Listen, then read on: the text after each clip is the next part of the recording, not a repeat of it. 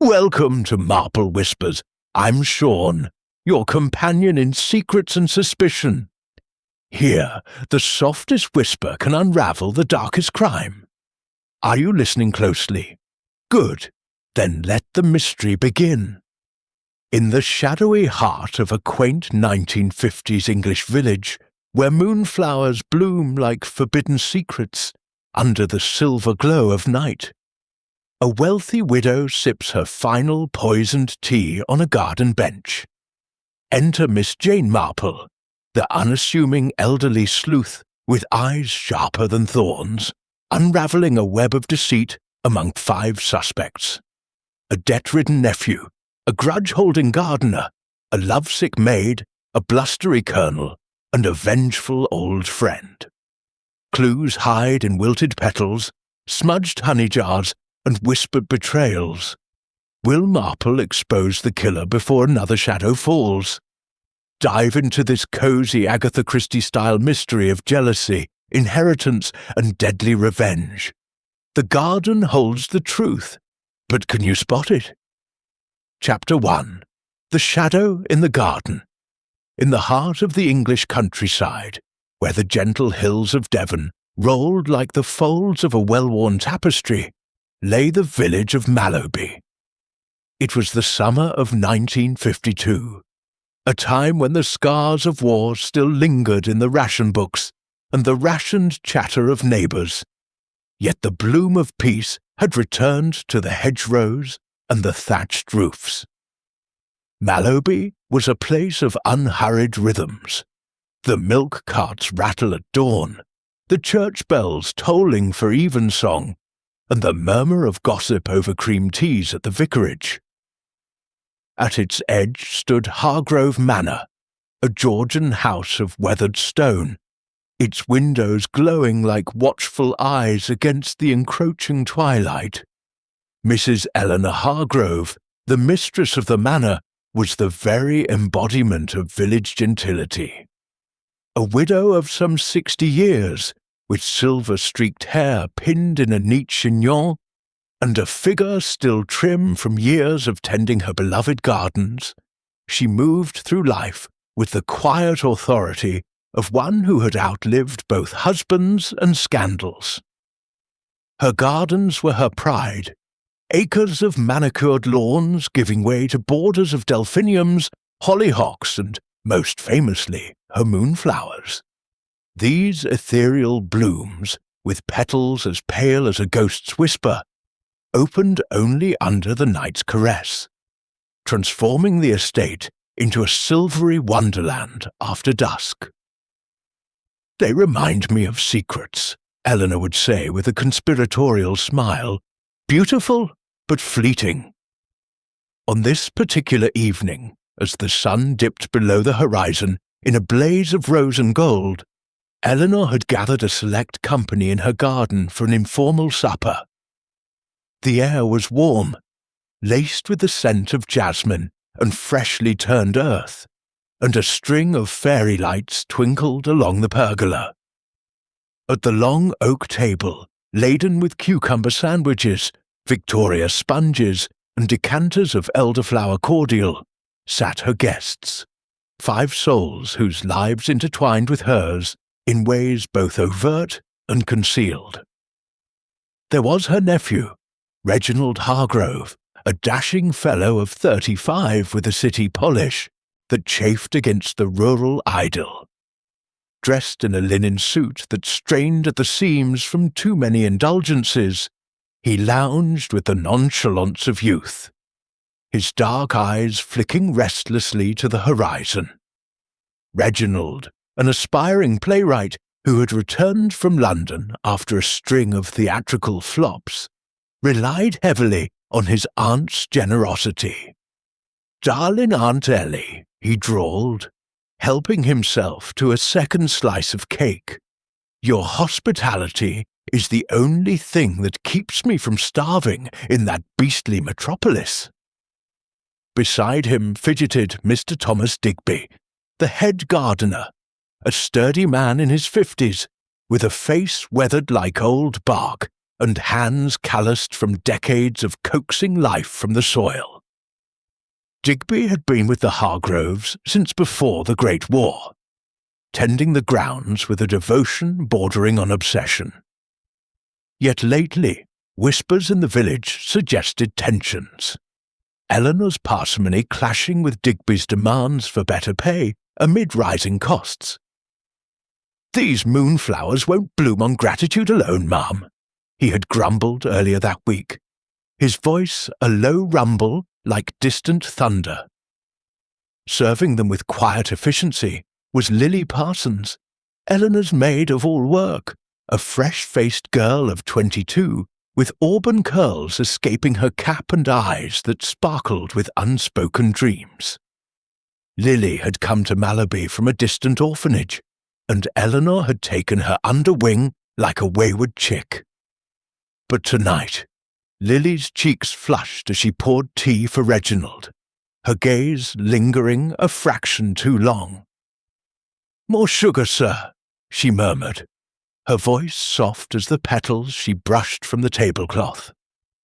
Across from them sat Colonel Bertram Finch, Eleanor's nearest neighbour, a retired military man whose moustache bristled like a wire brush, and whose tales of North African campaigns filled many an evening. The colonel owned the adjoining estate, and a long-standing feud simmered over a disputed boundary fence, Eleanor adamant that the ancient oaks on the line belonged to her. "Confounded woman," he would mutter in private, though tonight he raised his glass with forced joviality to Hargrove Manor and its indomitable hostess. Completing the circle was Miss Amelia Voss, an old-school chum from Eleanor's finishing days in Bath, now a spinster of refined tastes visiting from the smoke of London. Amelia, with her pearl necklace and sharp, bird-like features, carried an air of faded elegance. She and Eleanor shared reminiscences of debutante balls and lost beaux, but beneath the laughter lay a subtle edge. A glance held too long, a compliment laced with acid. "We've buried so many hatchets over the years, haven't we, Ellie?" Amelia said, her smile not quite reaching her eyes. As the evening waned, the conversation turned to lighter fare. The upcoming village fete, the scandal of the vicar's new curate, and the peculiar habits of the local wildlife. The moon rose full and luminous, bathing the garden in an otherworldly glow that made the moonflowers unfurl like conspirators, in white.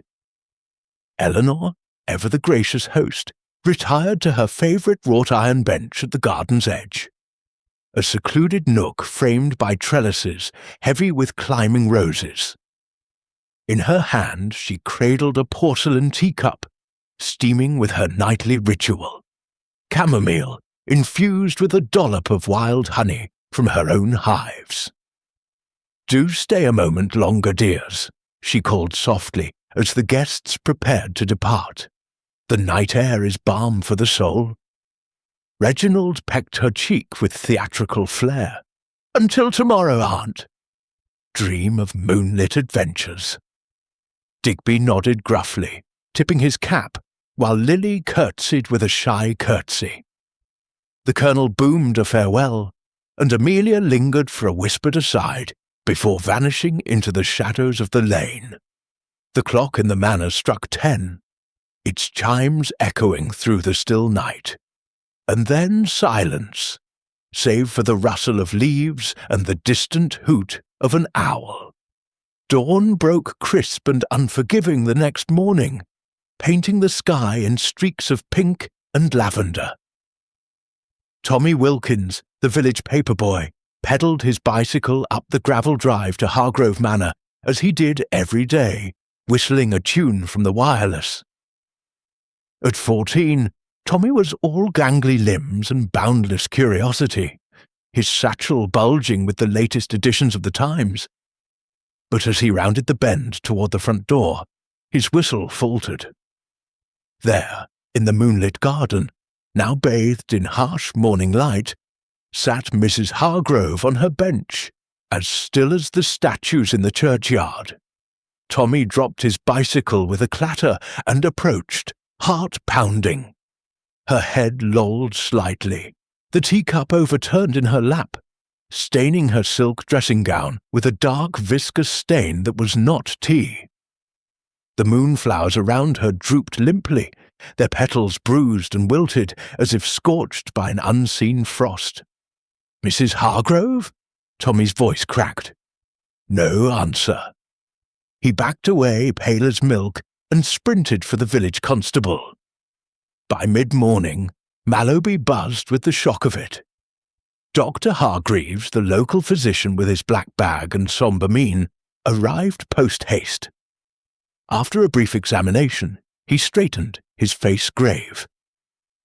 "Poison," he confided to Constable Perkins, a portly man with a moustache that drooped like a basset hound's ears.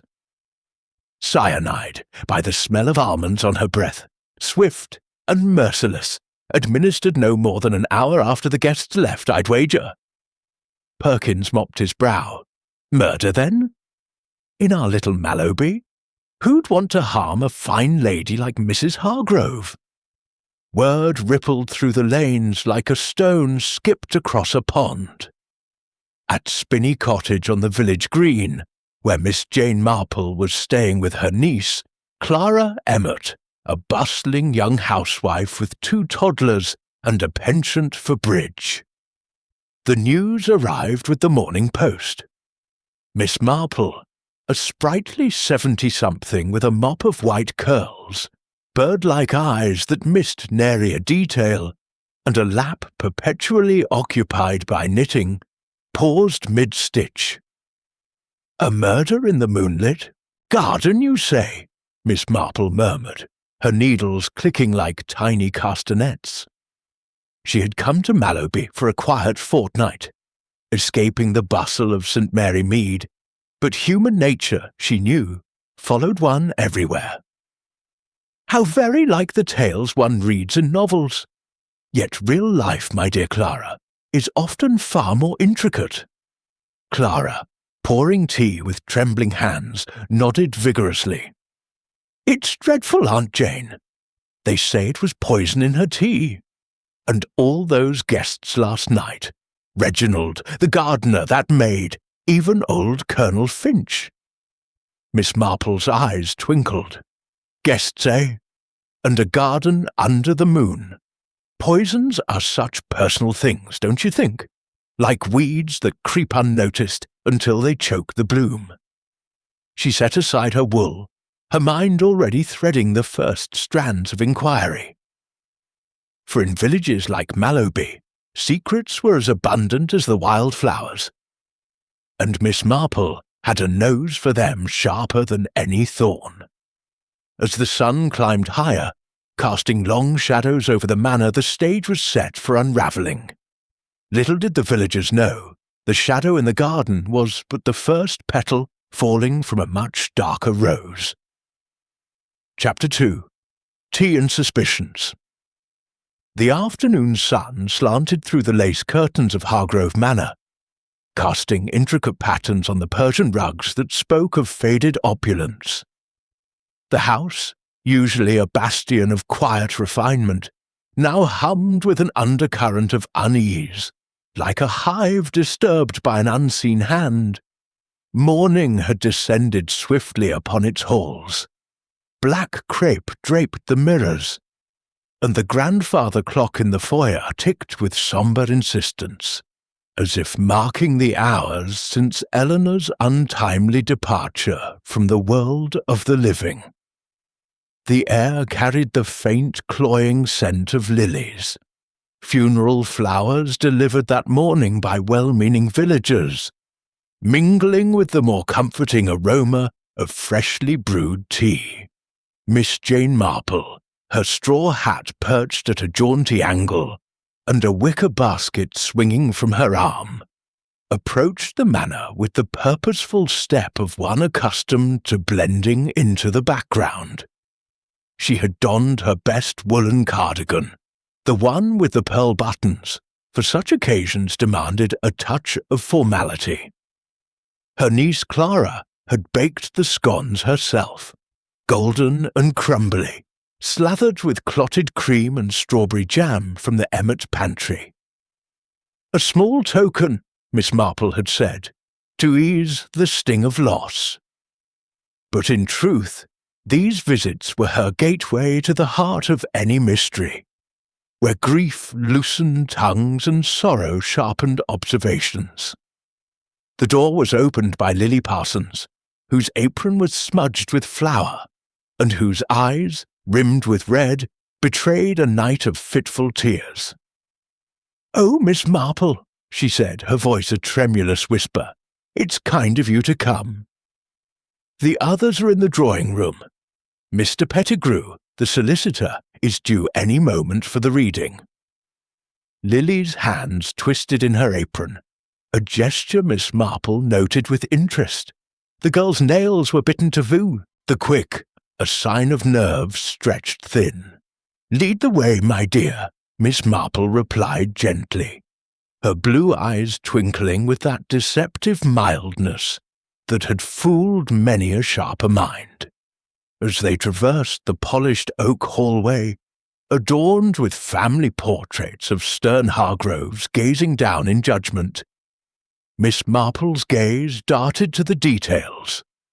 A vase of wilting roses on a side table, perhaps cut from the garden the day before, a muddy boot print near the French doors leading to the terrace, hastily scrubbed but not erased, and the faint lingering trace of pipe tobacco.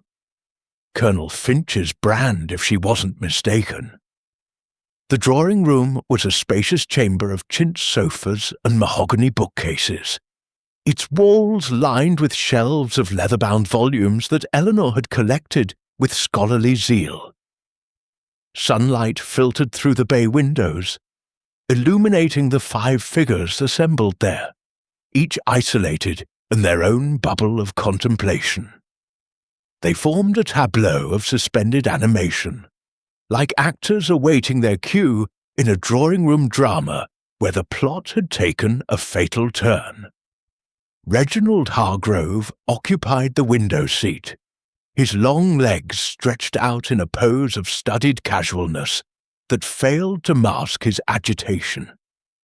He flipped through a copy of Punch magazine without truly reading, his fingers drumming an erratic rhythm on the armrest. At Miss Marple's entrance, he rose with exaggerated courtesy, his smile a flash of white teeth that didn't reach his shadowed eyes. "Miss Marple, isn't it?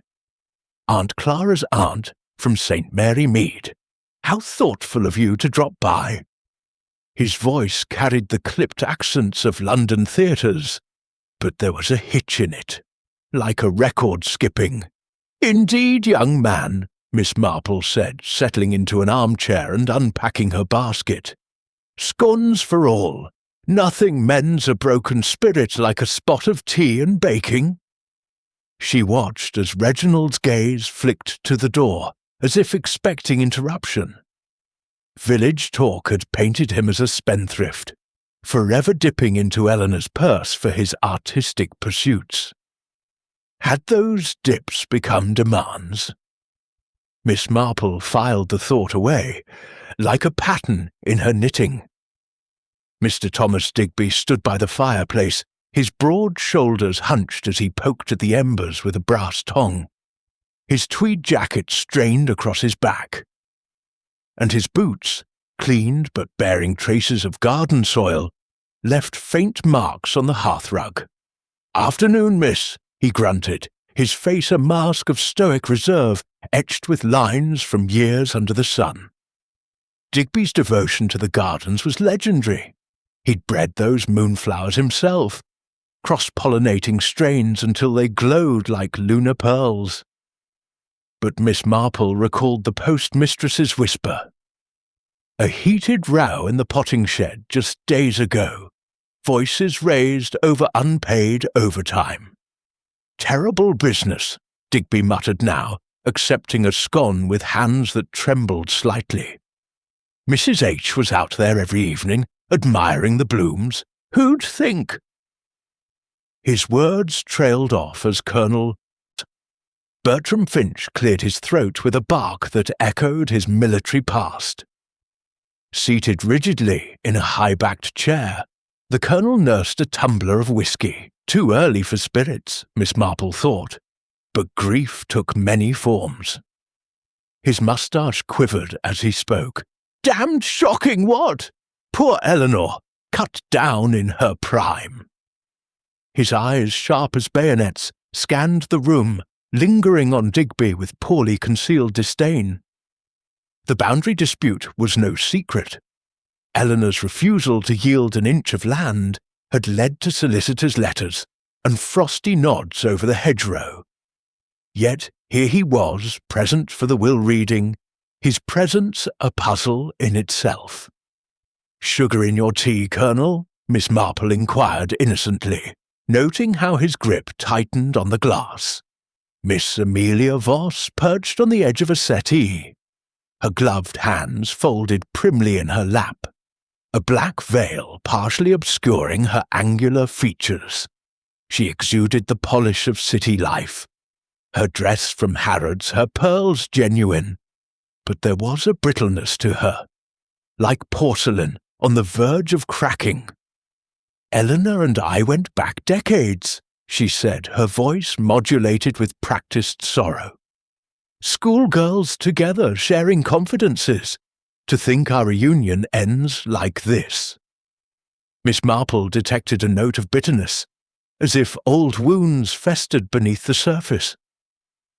Amelia had arrived unannounced a week prior, claiming nostalgia, but her luggage suggested a longer stay. What secrets had they unearthed in those late-night chats? Lily bustled in with the tea tray, her movements efficient, but her cheeks flushed. As she poured, Miss Marple observed the way the girl's eyes darted to Reginald, who responded with a subtle nod. A silent exchange that spoke volumes. "Milk, Miss Voss?" Lily asked, her hand steadying the pot. Amelia waved it away. "Black, thank you." Eleanor always took hers with honey, wild honey from the hives, said it soothed her nerves. The mention of honey hung in the air, like a clue dropped casually. Miss Marple sipped her tea, her mind whirring. Cyanide, the doctor had said, odourless, tasteless, easily concealed in something sweet. "Such a peaceful way to end the evening," she remarked aloud, "sitting among those lovely moonflowers."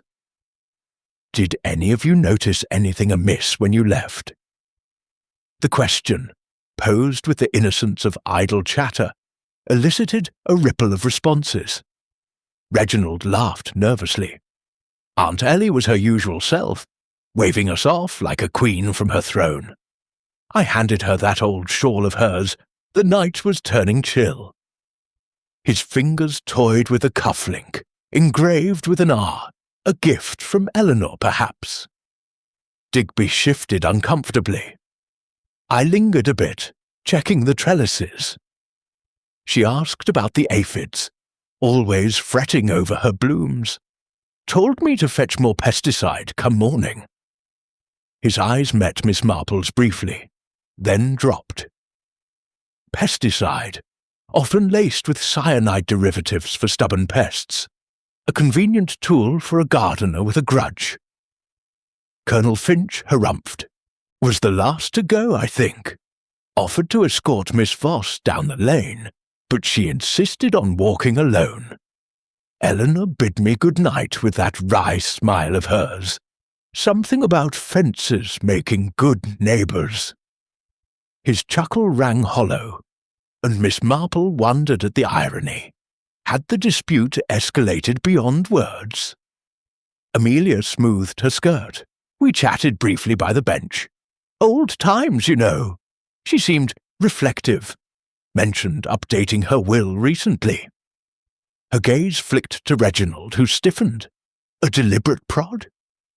Miss Marple's knitting needles, produced from her bag, began their rhythmic click-clack a soothing counterpoint to the mounting tension. As the solicitor, Mr. Pettigrew, arrived, a bespectacled man with a briefcase bulging like an overfed squirrel, the group fell silent. He cleared a space on the tea table, unfurling documents with the gravity of a magician revealing tricks. Mrs. Hargrove's last will and testament, dated 3 months ago, he intoned. The reading commenced. Bequests to the church, a legacy for Lily, for faithful service, a plot of land for Digby, in recognition of his green, thumb, and a substantial sum to Amelia, for friendships enduring. The bulk, however, the manor and fortune, went to Reginald with a codicil. Should he marry unwisely, it reverted to charity. Gasps punctuated the air. Reginald paled, his hands clenching. Unwisely? What rot! Lily dropped a spoon, her face ashen. Digby grunted approval, while Finch smirked. Amelia's lips thinned into a line.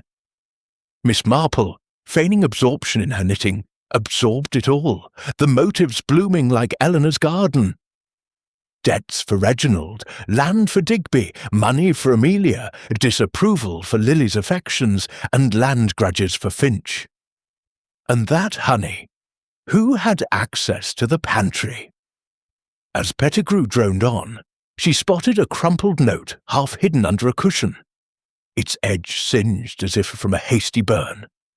A clue, perhaps, or mere debris. The session ended with handshakes and murmurs. As Miss Marple rose to leave, she paused by the French doors. Such a beautiful view of the garden, she said. One could see everything from here. The bench, the moonflowers, almost like a stage. Her words lingered, seeding doubt. Reginald escorted her out, his arm tense. You're quite the observer, Miss Marple. Oh, just an old woman with time on her hands, she replied demurely. But as she walked down the lane, the pieces shifted in her mind like a jigsaw nearing completion. Tea and suspicions, indeed the brew was strong, and the storm was only beginning to gather. Chapter 3. Whispers in the Village. The cobblestone streets of Mallowby gleamed under a midday sun that chased away the morning mist, revealing a village that seemed, at first glance, untouched by the shadow of death. Cottages with diamond-paned windows winked invitingly, and the market square bustled with housewives, bartering over baskets of apples and loaves of crusty bread. Yet beneath this veneer of normalcy, an electric current of speculation hummed, as if the very air carried fragments of whispered secrets. Miss Jane Marple, her sensible shoes clipping along the pavement, felt it keenly, a prickling at the nape of her neck, like the onset of a summer storm. She had risen early, fortified by Clara's porridge and a pot of strong Darjeeling, determined to sift through the village's underbelly where truths often hid in plain sight. Her first port of call was the post office, a squat building with a red door and a bell that tinkled like a conspirator's signal. Mrs. Edith Wimple, the postmistress, reigned supreme behind the counter. Her spectacles perched on a nose sharpened by years of prying into envelopes and telegrams. A woman of ample proportions and even ampler opinions, she greeted Miss Marple with a nod that set her double chin quivering. Ah, Miss Marple, come for stamps, or perhaps a bit of news. Dreadful about poor Mrs. Hargrove, isn't it? Struck down in her own garden, like something from those lurid novels they sell in Torquay. Miss Marple smiled benignly, producing a handful of postcards from her reticule. Indeed, Mrs. Wimple, one hears such varying accounts. You must see and hear everything from your vantage here. She leaned in, her voice a confidential murmur, knowing full well that flattery was the key to unlocking village vaults. Mrs. Wimple puffed up like a contented hen. "Oh, aye, folks come and go, posting letters, collecting parcels, and tongues wag freer than a loose gate. Take that nephew Reginald, always wiring for money from London he was. Mrs. Hargrove confided once, over a stamp for his latest plea, that he'd run through his allowance like water through a sieve. Artistic temperament, she called it. More like spendthrift ways. And just last week, a telegram came urgent-like, funds critical, send immediately. She sighed heavy, but sent it she did. Miss Marple's eyes narrowed imperceptibly. Telegrams, impersonal yet revealing. And Mr. Digby? The gardener seems a steadfast sort. Mrs. Wimple's lips pursed. Steadfast? Ha! He stormed in here Tuesday last, face like thunder, demanding I post a letter to the Labour Exchange. If she won't pay what's due, I'll find work elsewhere, he bellowed. Mrs. Hargrove had cut his hours, you see, economy after the war and all, but those moonflowers of his, he treated 'em like children. Odd, though. He bought rat poison not long ago from the chemist. Said for the vermin in the sheds, but cyanide's in that stuff, or so I've read. A customer entered then, a farmer's wife with a parcel, and Miss Marple stepped aside, her mind cataloguing, poison purchased openly, grudges aired publicly. As she exited, the bell's tinkle seemed to echo her thoughts, links forming, fragile as spider silk. Next, she meandered to the village shop, a cornucopia of tins, bolts of cloth, and gossip served over the counter like complimentary sweets. Mr. Horace Greeley, the proprietor, a wiry man with a perpetual squint from peering at ledgers, was stacking jars of marmalade when she entered. Miss Marple! A pleasure. Biscuits, or perhaps some of that wild honey Mrs. Hargrove favoured. Fresh from her hives it was.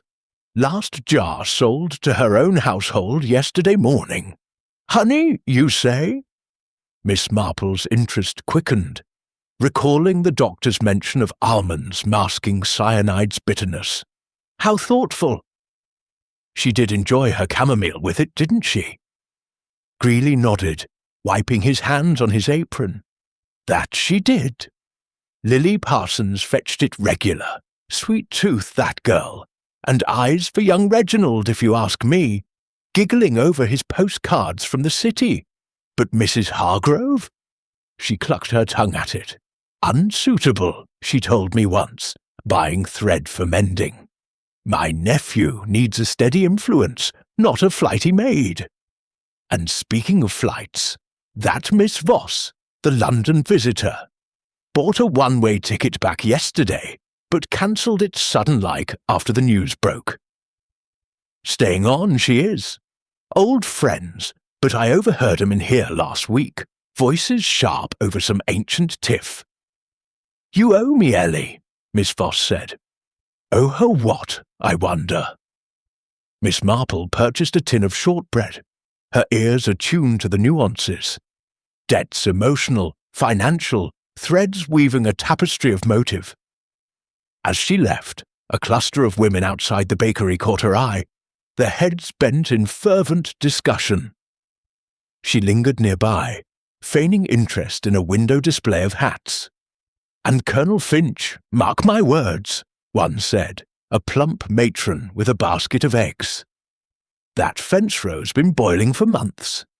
He marched into the manor last month, red as a beet, shouting about surveys and rights of way. I'll see you in court, he thundered. And now he's hovering like a vulture, offering help with the estate. Another chimed in, voice lowered. But what about that stranger? My Bert saw him, lurking by the lane at dusk, cap pulled low, no face to speak of. Asking directions to the manor, then vanishing. Could be a hired hand or worse. Miss Marple filed the stranger away, A classic diversion, often proving innocuous but worth pursuing. She moved on to the Fox and Hounds, the village pub where ale loosened lips and stories flowed freer than the taps. The interior was dim, redolent of pipe smoke and polished brass, with locals clustered around the bar like bees to nectar. She ordered a ginger beer, settling at a corner table where shadows concealed but ears captured. The barman, a jovial giant named Sam Potts, served her with a wink. "Rough day for Mallowby, miss. First murder since the Civil War, they say." "Tragic," Miss Marple agreed.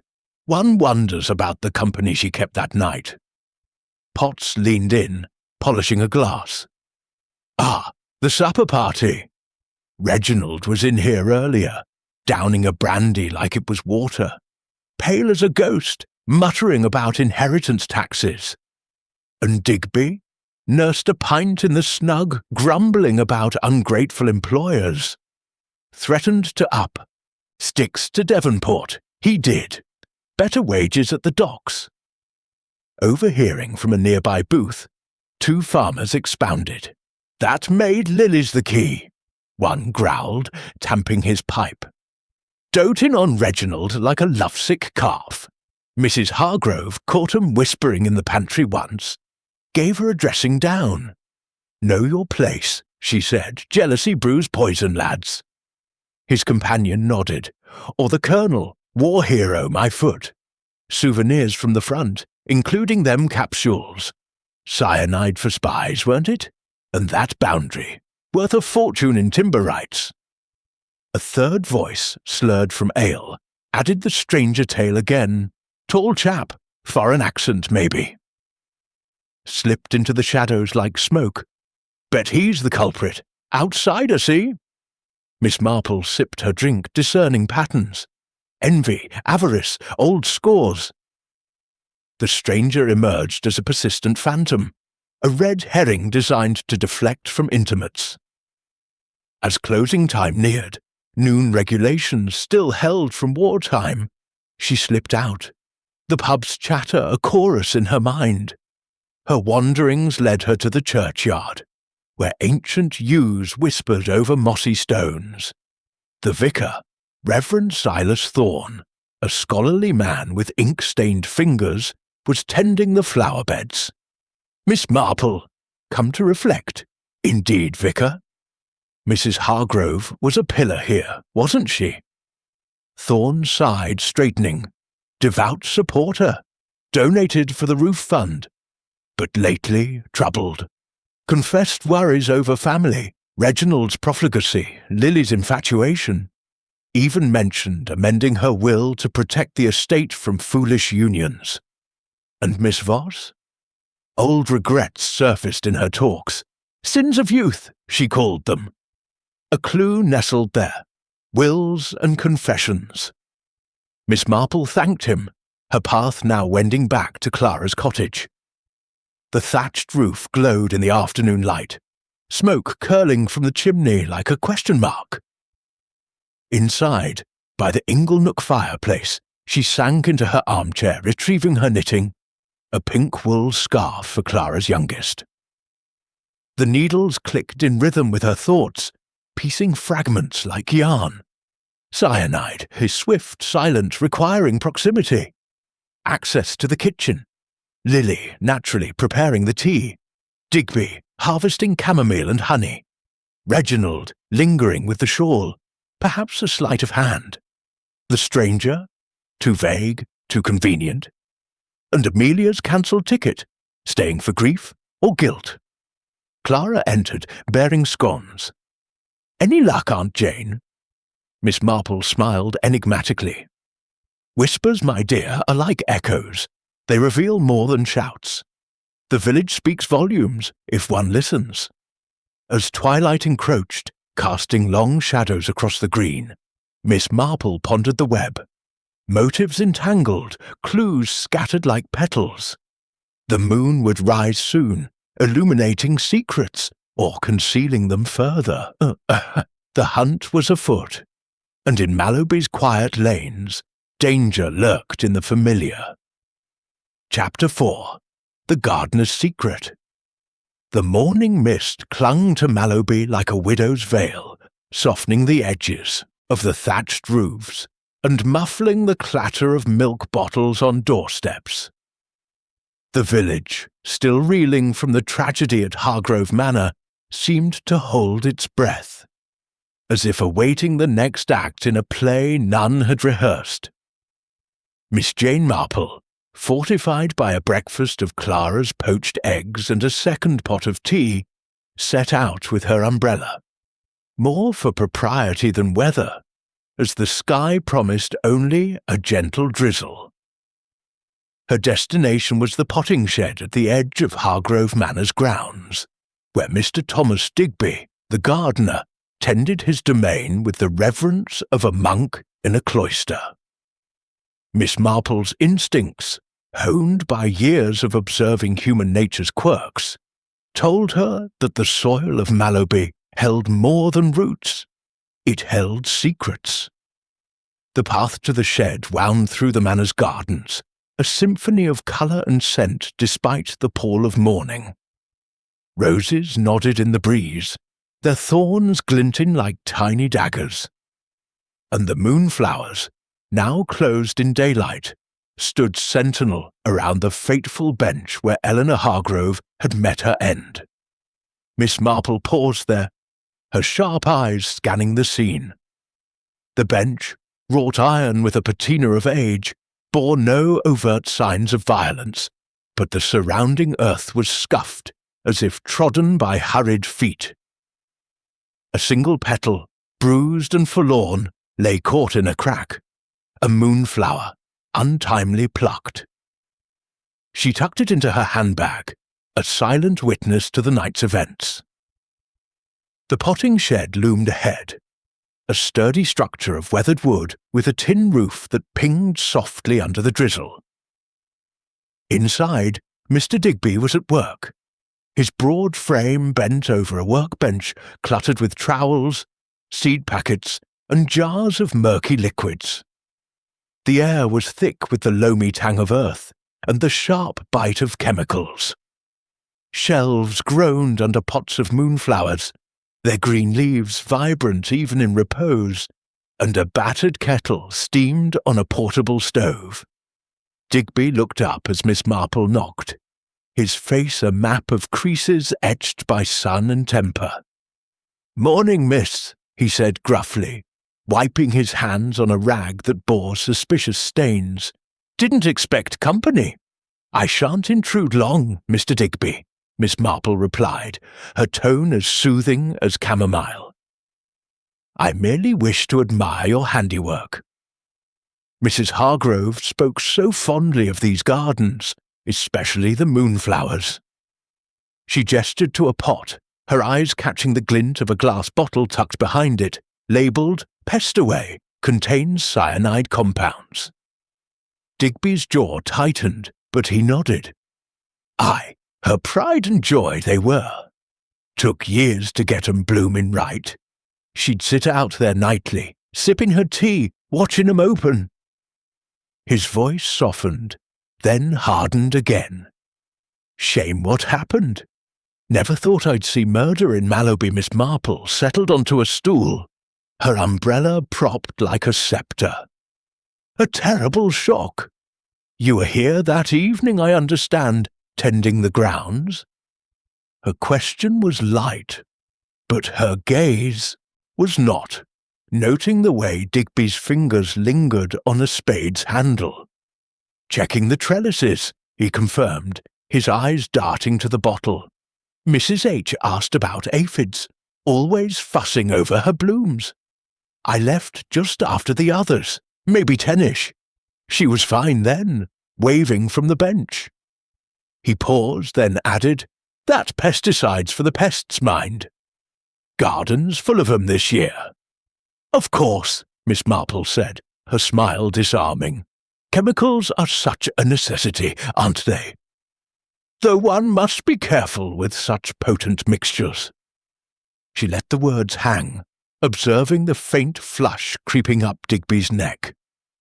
The bottle was half empty, its cap loose, a detail that spoke volumes to one accustomed to the significance of the mundane. Their conversation was interrupted by a commotion at the garden gate. Colonel Bertram Finch strode in, his boots thudding on the gravel, his face a storm cloud under his tweed cap. "Digby!" he barked, ignoring Miss Marple at first. "Caught you red-handed, have I?" "Poaching my pheasants again, I'll wager." His accusation was laced with the venom of their long-standing feud over the boundary line, a strip of land rich with oak timber and game. Digby bristled, his fists clenching. "I've not set foot on your blasted land, Finch, and you know it. Stick to your side of the fence and leave me be." The air crackled with their mutual loathing, and Miss Marple, ever the observer, noted the Colonel's flushed cheeks, and the way his hand twitched toward a pocket, empty but suggestive of habits formed in war. "Now, gentlemen," she interjected, her voice a gentle reprimand, "surely we're all distressed enough without adding quarrels to the mix." She rose, smoothing her skirt. "Colonel, perhaps you'd walk me back to the lane." "I'd value your perspective on poor Mrs. Hargrove's passing Finch." Caught off guard, muttered assent, and Digby returned to his pots, his scowl lingering. As they walked, the Colonel's bluster softened, though his eyes remained wary. "Damned sorry business," he said. "Eleanor and I had our differences, that fence, you know, but she didn't deserve this." "Indeed," Miss Marple agreed, her pace slow to encourage confidences. "You left the supper party last, I believe. Did you notice anything odd as you departed?"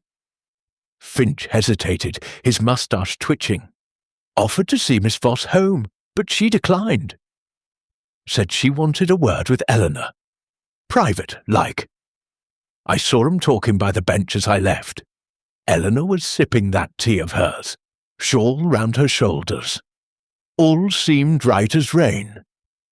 He paused, then added, "Mind you, I did hear a rustle in the hedge. Thought it was a fox. Or maybe that stranger the village's nattering about Miss Marple's ears pricked at the mention of the stranger. That persistent spectre, haunting Mallowby's gossip. A stranger, you say? Curious how such figures appeared convenient. Oftentimes her tone was mild, but her mind was racing. A fox, or a figure with darker intent? Back at Clara's cottage, Miss Marple settled by the fire, her knitting a soft counterpoint to the whirl of her thoughts. The stranger was a tantalizing distraction, but too vague, too neatly timed to be the key. Digby's pesticide, however, was concrete, a tool of his trade, and potentially of murder. Yet his devotion to the gardens suggested a man more likely to nurture than destroy.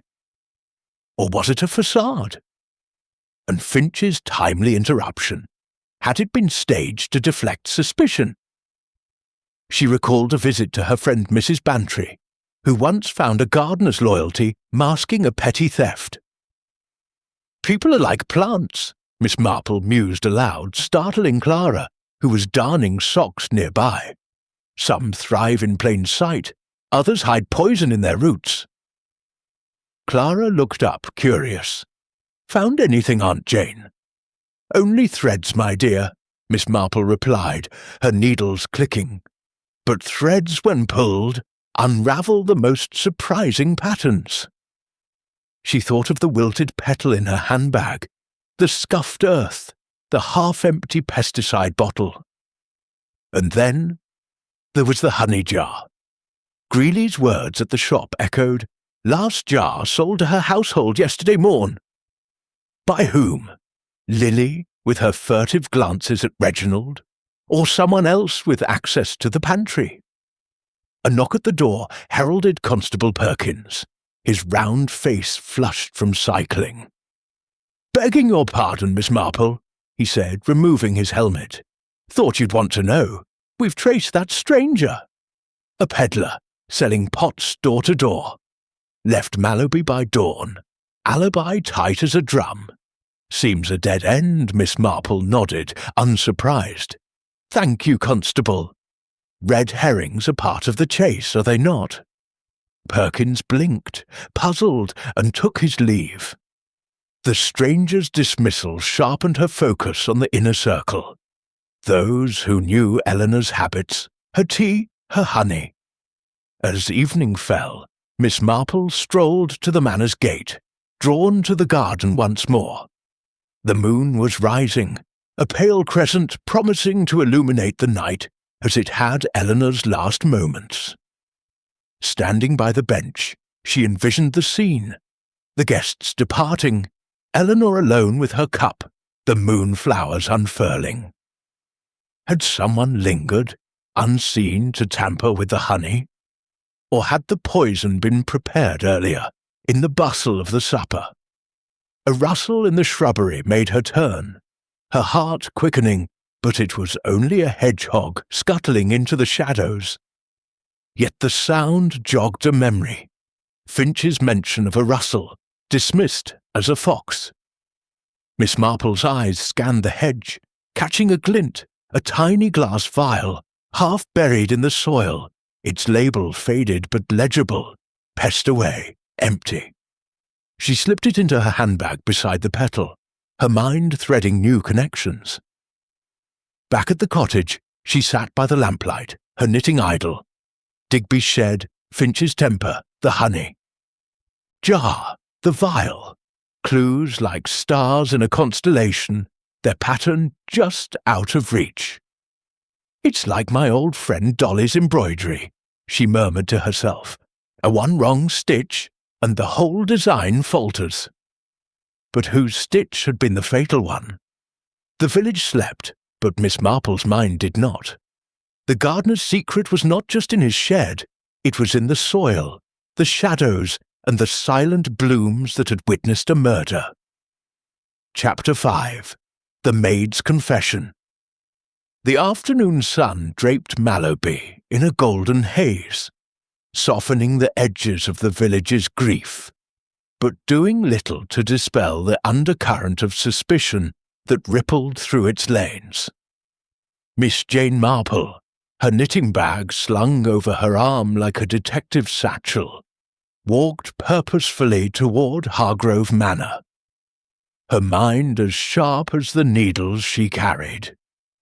The air was heavy with the scent of late summer blooms, lavender and honeysuckle mingling with the faint tang of wood smoke from a distant bonfire. The manor's gardens, still vibrant despite their mistress's absence, seemed to whisper secrets in every rustling leaf. And Miss Marple, ever attuned to such murmurs, was determined to listen.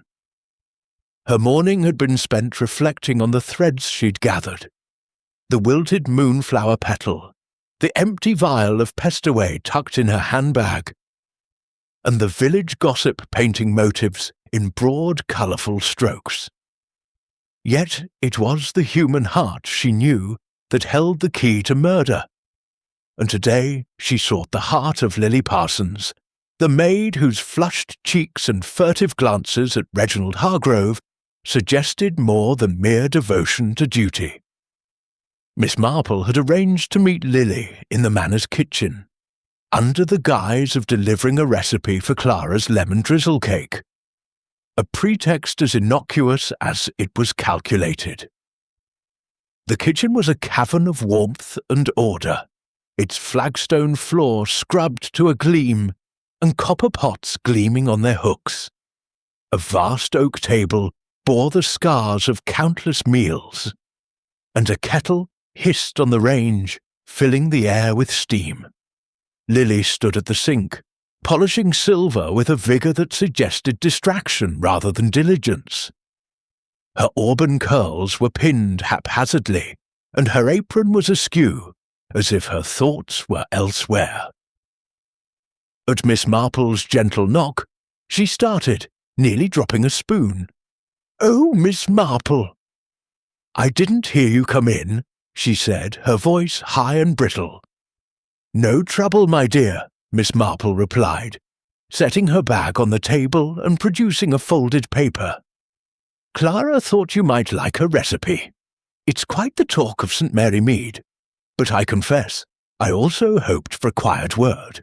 You must be dreadfully shaken by Mrs. Hargrove's passing." Lily's eyes welled, and she sank into a chair, clutching the polishing cloth like a lifeline.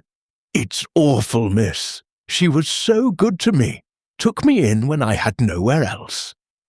And now, poisoned, in her own garden."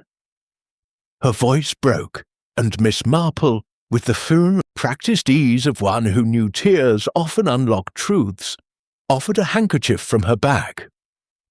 There, she soothed, settling opposite Lily. "It's a terrible thing, to be sure. But tell me, child, how did the evening unfold? You served the supper, I understand." Her tone was gentle, but her eyes missed nothing. The way Lily's fingers twisted the cloth, the quick glance toward the pantry door. Lily nodded, dabbing her eyes. "Hi, miss.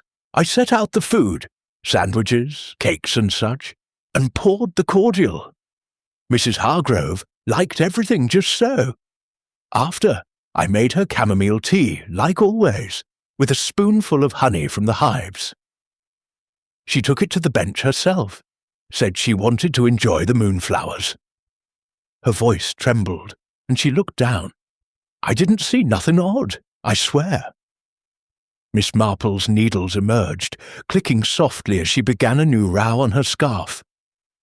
The rhythm seemed to calm Lily, as intended.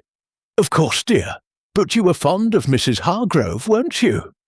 And perhaps of others in the household?" She let the question hover, light as a moth. Lily's cheeks flushed crimson and her hands stilled. "You mean Mr. Reginald, don't you?" she whispered, barely audible. I can't help it, miss. He's so kind, so different from the village lads. But Mrs. Hargrove, she didn't approve. Said he was above my station, that I'd bring him trouble.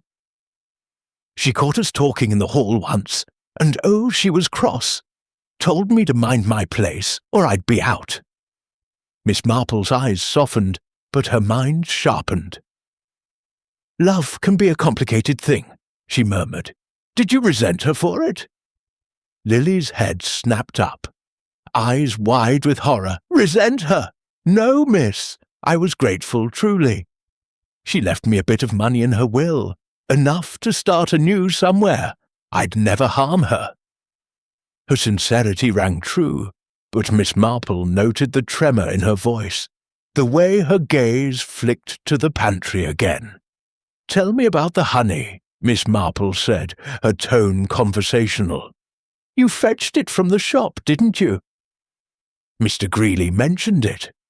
Lily nodded, relaxing slightly. "Yes, yesterday morning.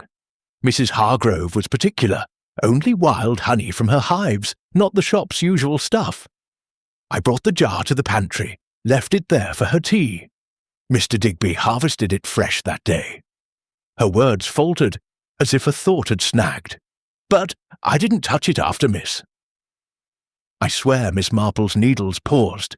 The pantry, a nexus of opportunity. "Might I see it, dear?"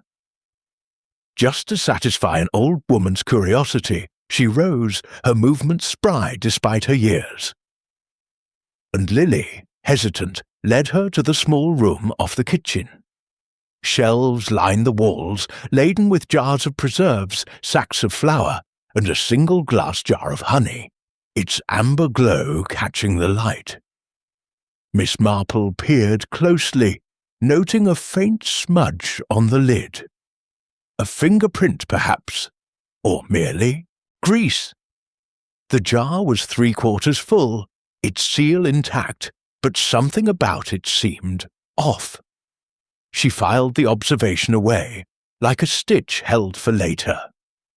As they returned to the kitchen, the back door swung open, admitting Reginald Hargrove, his linen suit rumpled and his eyes shadowed from lack of sleep. "Lily, have you seen my—" He stopped short, spotting Miss Marple. "Oh, good day, Miss Marple.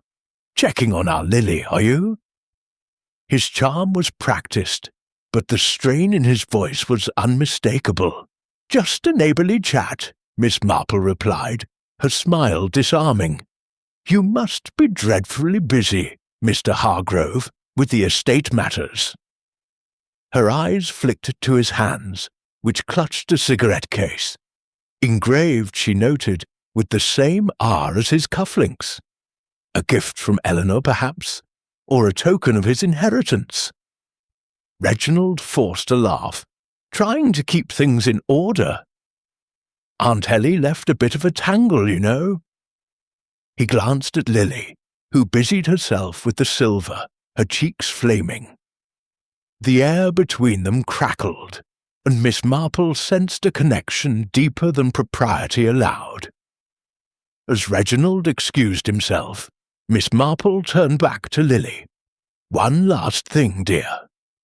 Did anyone else handle the tea or honey that night?" Lily frowned, thinking. "Mr. Digby brought the chamomile from the garden, and I saw Miss Voss in the kitchen earlier, fetching a glass of water. She asked about the honey, said it smelled divine, but that's all, miss." Her eyes pleaded for belief, and Miss Marple patted her hand. "You've been most helpful," she said, gathering her things. "Grief makes us all a little unsteady, doesn't it?" But as she left the manor, her mind was anything but unsteady. Lily's confession of love, her access to the honey, the pantry's smudged jar, all were threads in a tightening web. Her next stop was the village green, where the weekly market was in full swing. Stalls brimmed with apples, cheeses, and bolts of calico, and villagers milled about, their chatter laced with theories about the murder. Miss Marple lingered by a flower stall, ostensibly admiring dahlias, but her ears were tuned to a group of women nearby. "That maid's too cosy with young Hargrove," one muttered, her voice sharp as her knitting pins. And Miss Voss heard she and Mrs. Hargrove had a falling out years ago, over a man. "Bet there's bad blood there." Another voice chimed in, lower. "What about that vial they found? Near the hedge, they say. Digby's pesticide, mark my words. He's got a temper." That one Miss Marple's interest quickened. The vial, her own find, now safely in her handbag. Had word spread, or was this another rumour? She approached the stallholder, Mrs. Tuttle, a wiry woman with a nose for news. "Such a sad affair at the manor," Miss Marple said, selecting a bunch of marigolds. "One hears such tales. A vial, you say?" Mrs. Tuttle leaned in, eager to share. "Aye, miss. Constable Perkins mentioned it to my husband. Found near the garden, empty, with a chemical smell. They're testing it now. Reckon it's how the poison got in her tea." Miss Marple nodded, her face a mask of polite interest. The vial was a clue, but its discovery felt staged, too convenient, like a prop left for the audience. Had someone planted it to point at Digby, or was it a genuine slip? As she returned to Clara's cottage, the evening shadows lengthened and the village settled into a quiet unease. By the fire, Miss Marple resumed her knitting, the pink scarf growing steadily. "Love and poison," she murmured to herself, "both so easily hidden in plain sight." The honey jar, Lily's adoration, Voss's curiosity, the vial's timely appearance. Each was a stitch in a pattern only half seen. But Miss Marple knew that patterns like scarves revealed themselves with patience. Clara, setting out supper, glanced over. "Any closer, Aunt Jane?" "Closer, my dear," Miss Marple replied, her needles clicking like a metronome. "But the truth, like a good cake, needs time to rise." Outside, the moon began its ascent, casting Mallowby in a silver glow that promised revelations yet to come. Chapter 6. The Colonel's Alibi. The late afternoon light bathed Mallowby in a mellow glow, the kind that softened the village's edges and made even the sombre mood of recent days seem momentarily lighter. The church spire cast a long shadow across the green, and the distant bleat of sheep from the hills mingled with the clink of teacups from cottage windows. Yet beneath this pastoral calm, a restless energy pulsed, as if the village itself sensed the unravelling of its secrets. Miss Jane Marple, her straw hat tilted against the sun's slant, and her knitting bag a constant companion, made her way to Colonel Bertram Finch's estate, a Georgian pile adjacent to Hargrove Manor. Her purpose was clear, to probe the blustery colonel's account of that fateful night, for his brusque demeanour and convenient tales of foxes in the hedge hinted at more than mere neighbourly discord. The Finch estate, known as Willow Grange, was a study in military precision. Lawns clipped to a uniform length, flower beds aligned like soldiers on parade, and a gravel drive that crunched underfoot with satisfying regularity. The Colonel himself greeted Miss Marple at the door, his moustache bristling as he ushered her into a study lined with oak panelling and trophies of a martial past. A curved scimitar from the Sudan, a faded regimental flag, and, most intriguingly, a glass case containing a small tarnished capsule labelled Field Issue, 1942. Miss Marple's eyes lingered on it, her mind recalling whispers of cyanide capsules issued to officers during the war. Relics of a time when death was a contingency carried in one's pocket. "Miss Marple, a pleasure," Finch boomed, his voice echoing like a parade ground command. "Sherry? Or perhaps tea? I'm not much for fuss, but you're welcome to either." His hospitality was hearty, but his eyes, sharp as flints, betrayed a wariness that Miss Marple noted with quiet interest. "Tea would be lovely, Colonel," she replied, settling into a leather armchair that smelled faintly of tobacco and polish. "I shan't keep you long. I merely wished to offer my sympathies, and to hear your thoughts on poor Mrs. Hargrove's passing. You were neighbours." After all, Finch poured from a silver teapot, his movements precise, but his fingers betraying a slight tremor. "Damned tragedy," he said, handing her a cup. "Eleanor was a stubborn old bird. Pardon my French, but she had a good heart. That business with the fence, well, it was just neighbourly sparring. Nothing to warrant. This—" He gestured vaguely, as if murder were an inconvenience best left unspoken.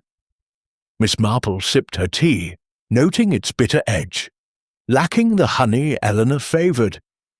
"You left the supper party last, I believe. You mentioned hearing a rustle in the hedge. A fox, you thought?"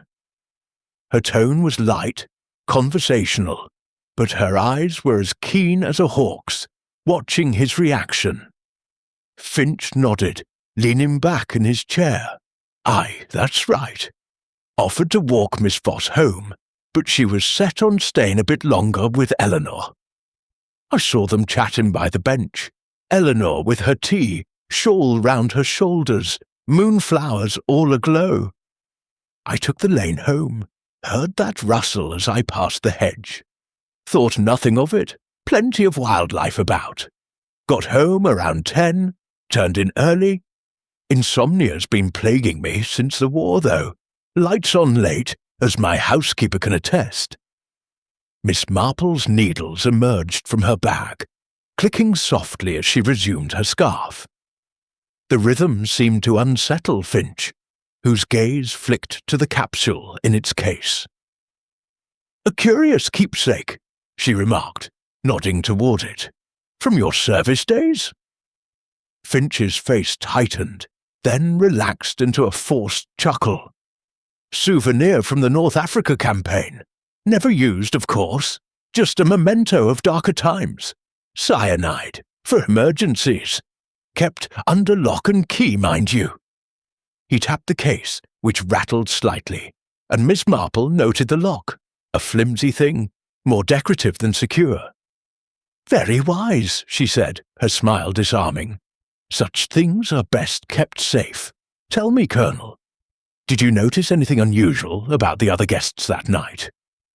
Mr. Hargrove, perhaps, or Miss Voss? Finch hesitated, swirling his sherry. Reginald was his usual self, charming but restless.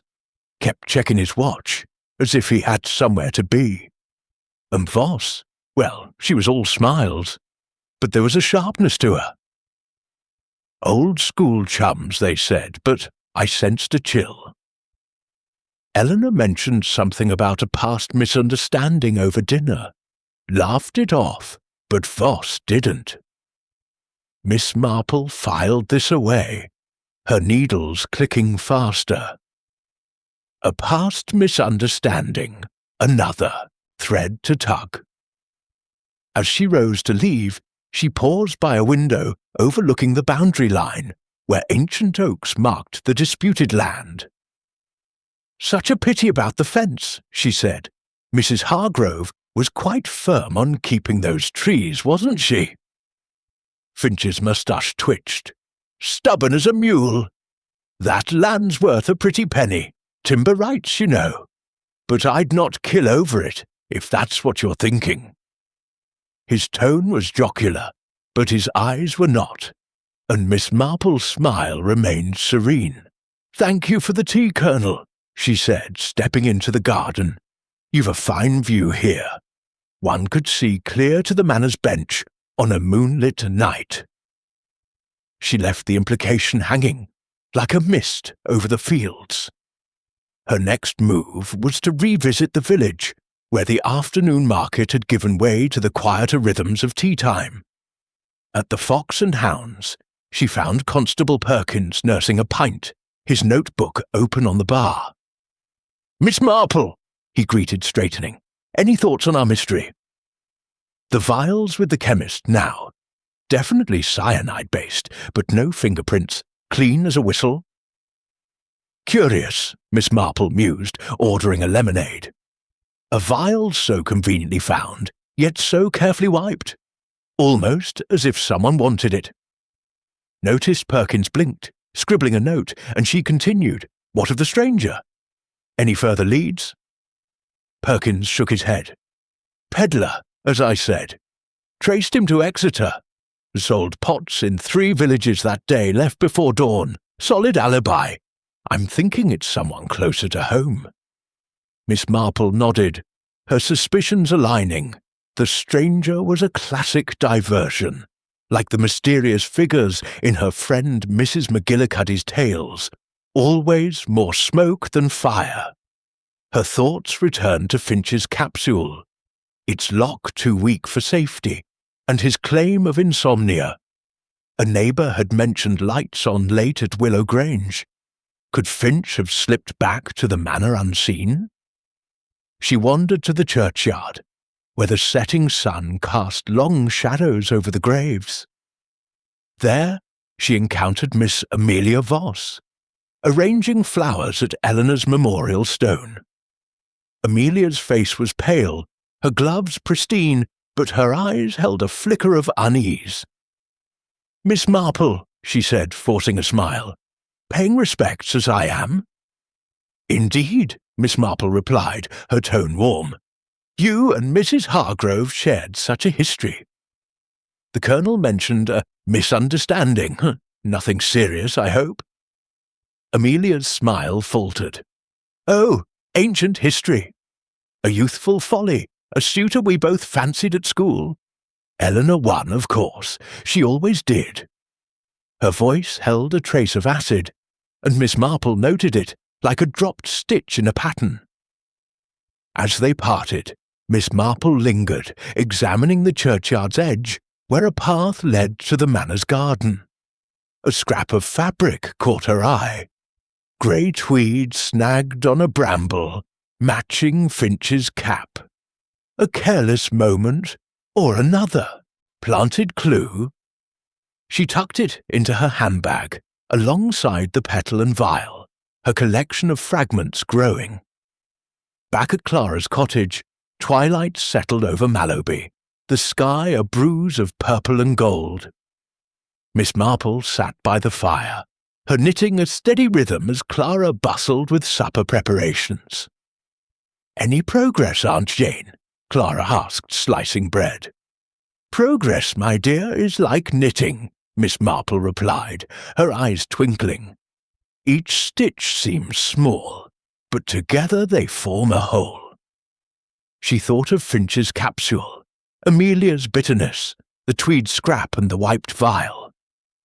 The Colonel's alibi hinged on his housekeeper's word, but lights burning late suggested restlessness or opportunity.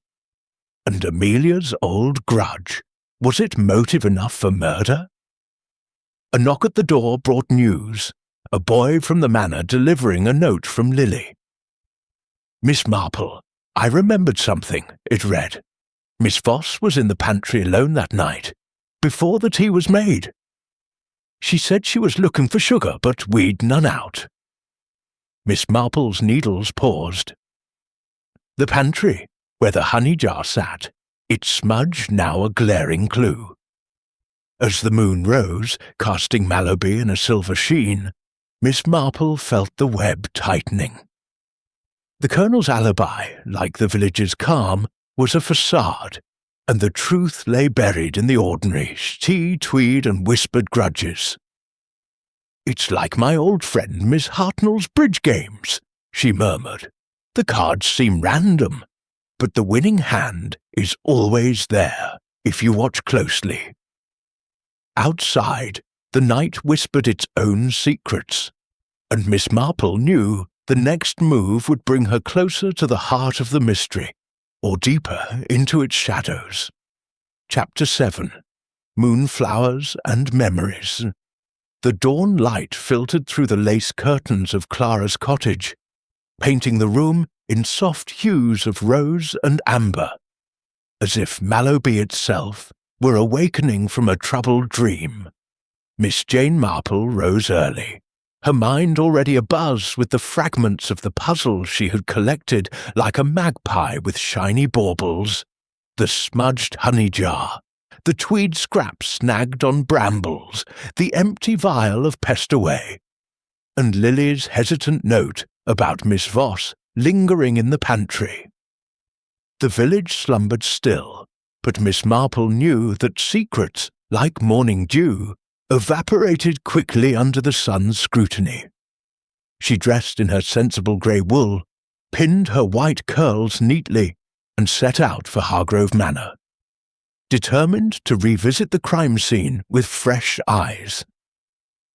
And perhaps Constable Perkins in tow, for official sanction lent a certain weight to her inquiries. The manor grounds were bathed in the crisp air of early autumn, the leaves on the oaks along the boundary line beginning to turn in shades of burnished copper. The garden, Eleanor's pride, lay serene under the rising sun, but Miss Marple's gaze was drawn inexorably to the wrought-iron bench, where the widow had breathed her last. The moonflowers, now dormant in daylight, clustered around it like silent mourners, their vines twisting in elegant disarray. She knelt carefully, her knees protesting with a familiar creak, and examined the soil. There, amid the dew-kissed petals, she spotted it anew. A cluster of moonflowers wilted not from natural decay, but from a darkened stain seeping into the earth. A spill, perhaps, of the fatal tea itself.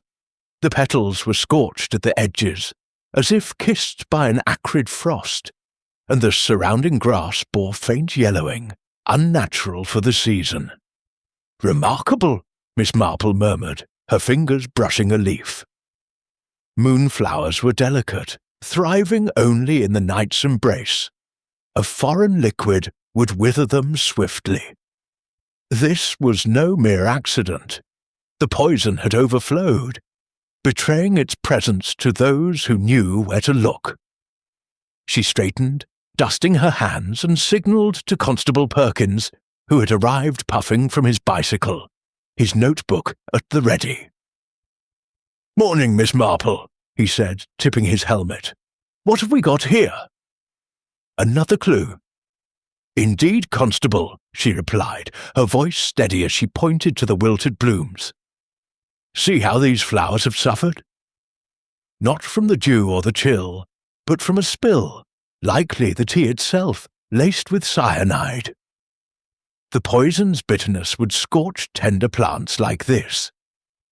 And note the direction of the wilt. It spreads outward from the bench, as if the cup tipped slightly to the left." Perkins scratched his head, kneeling to peer closer. "Blimey, you're right, but how does that help? Anyone could have tipped it." Miss Marple's eyes twinkled. "Ah, but footprints, my dear Constable. Examine the soil here, soft from recent rain. We have impressions. One set deep, from Mrs. Hargrove's sensible shoes, another lighter, perhaps from her shawl being adjusted, but no clear matches to our suspect's footwear. Mr. Digby's boots are heavy and hobnailed, the Colonel's polished and square-toed, Reginald's city loafers leave a sleek print, Lily's slippers are dainty with a heel, and Miss Voss wears those fashionable London pumps with a pointed toe.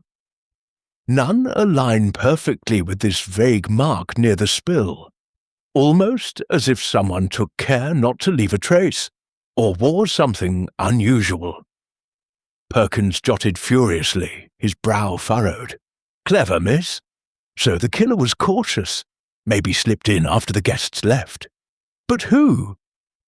Before Miss Marple could speculate, a figure approached from the manor's side door. Mr. Thomas Digby, his face etched with fatigue, carrying a watering can. "What's this, then?" he grumbled, eyeing them suspiciously. "Poking about my garden again?" "Just verifying details, Mr. Digby," Miss Marple said mildly. "These moonflowers, they're your creation, aren't they? So resilient, yet so vulnerable to the wrong touch." Digby's expression softened at the mention of his blooms. "Aye, miss. Crossed 'em myself years back. Mrs. H. loved 'em. Said they brought back memories of her honeymoon, moonlit walks in Italy. But that, spill, poisoned the roots, has it? I'll have to replant the lot." He knelt, touching a wilted petal with surprising tenderness, and Miss Marple observed the flicker of genuine sorrow in his eyes. Not the eyes of a murderer, perhaps, but one never knew. As Digby departed with a shake of his head, Miss Marple turned to Perkins. "The memories, Constable. These flowers hold more than botany. Mrs. Hargrove confided in her friends about them, didn't she? Perhaps a walk with Miss Voss would reveal more." Perkins nodded and pedalled off to fetch his superior, leaving Miss Marple to her thoughts. She wandered the garden paths, the scent of lavender stirring recollections of her own village mysteries, where seemingly innocent plants had concealed deadly intents. The boundary fence loomed nearby, its posts leaning slightly from years of tension with Colonel Finch. A loose board caught her eye, easily climbed, she noted, providing a discreet entry from Willow Grange. But the footprint didn't match Finch's stride. It was narrower, more deliberate. By mid-morning, Miss Marple had arranged a casual stroll with Miss Amelia Voss, who arrived at the manor gate in a smart walking ensemble, her pearl necklace glinting like a noose. "A breath of fresh air, Miss Marple," Amelia said, linking arms with feigned warmth. The garden's so evocative now, full of Eleanor's spirit. They ambled toward the bench, the sun climbing higher and dispelling the mist. Miss Marple steered the conversation gently. "These moonflowers are quite extraordinary. Mrs. Hargrove told me they reminded her of youthful adventures. Did she share such tales with you?" Amelia's step faltered, her gloved hand tightening on Miss Marple's arm. "Oh yes, endless reminiscences.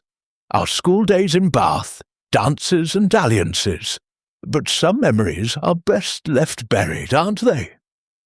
Her laugh was brittle, like autumn leaves underfoot. Miss Marple pressed, her tone innocent.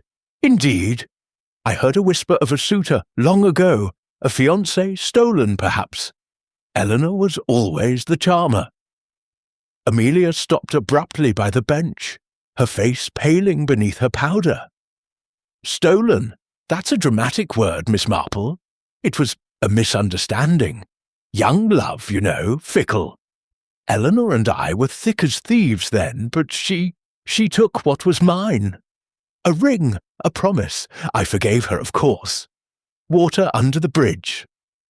But her eyes, darting to the wilted flowers, betrayed a storm long suppressed.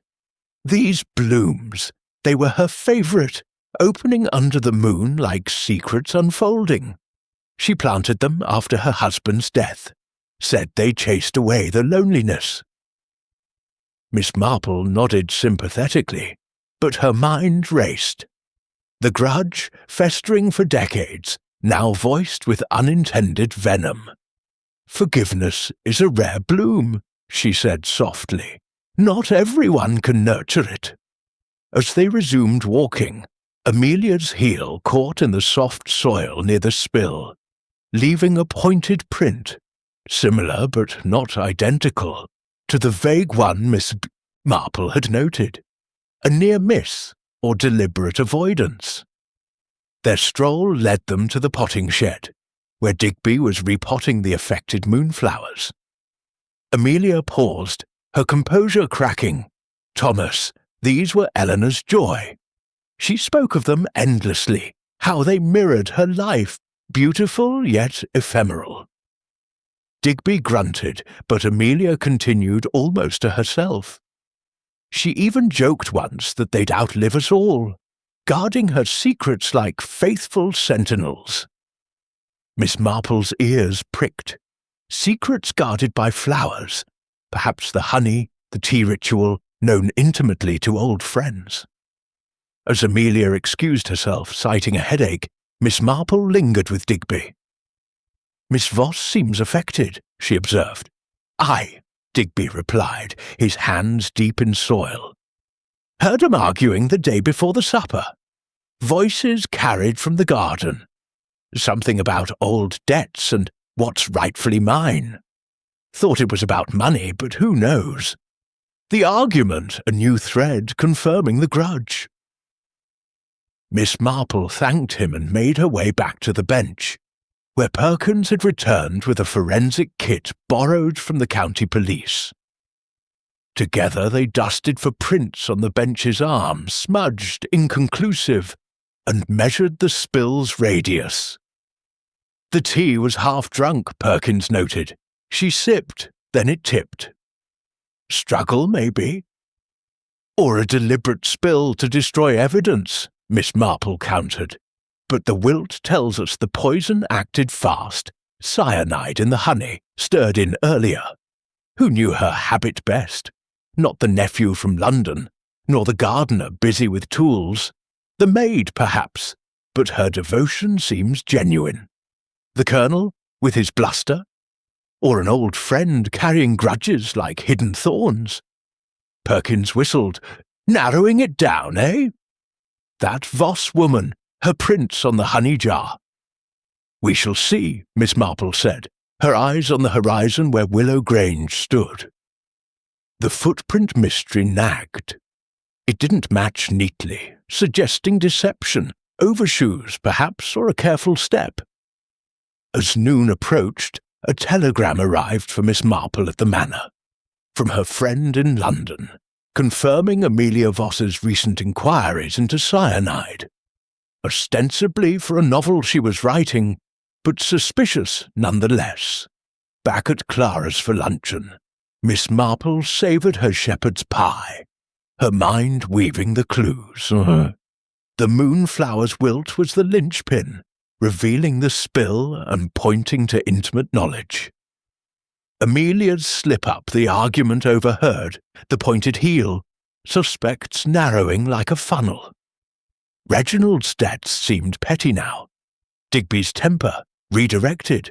Lily's love, untainted. Finch's feud, bluster without bite. Amelia, with her buried resentment, emerged as the shadow.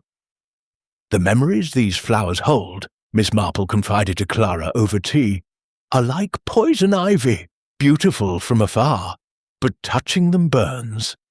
Outside, the sun dipped, and Mallowby prepared for another moonlit vigil, where truths would bloom or wither under Miss Marple's watchful gaze.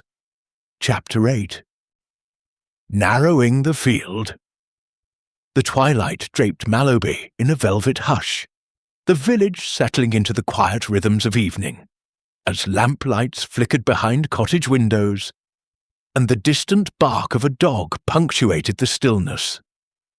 Miss Jane Marple, her shawl drawn tight against the cooling air, sat in Clara's cosy parlour, her knitting needles moving with a steady click-clack that mirrored the cadence of her thoughts.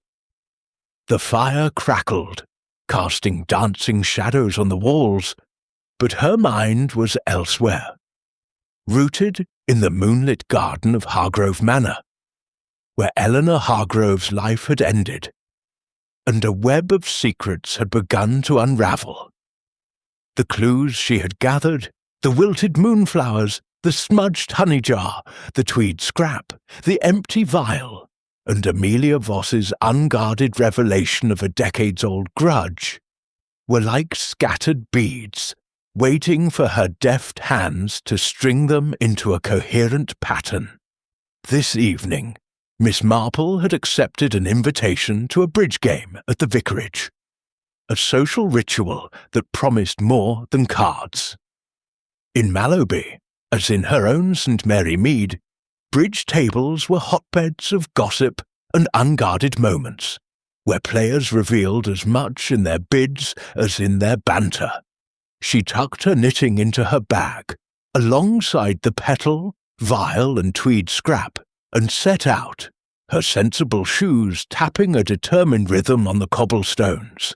The vicarage, a rambling house with ivy-clad walls, glowed warmly under the rising moon, its windows spilling light onto the lawn.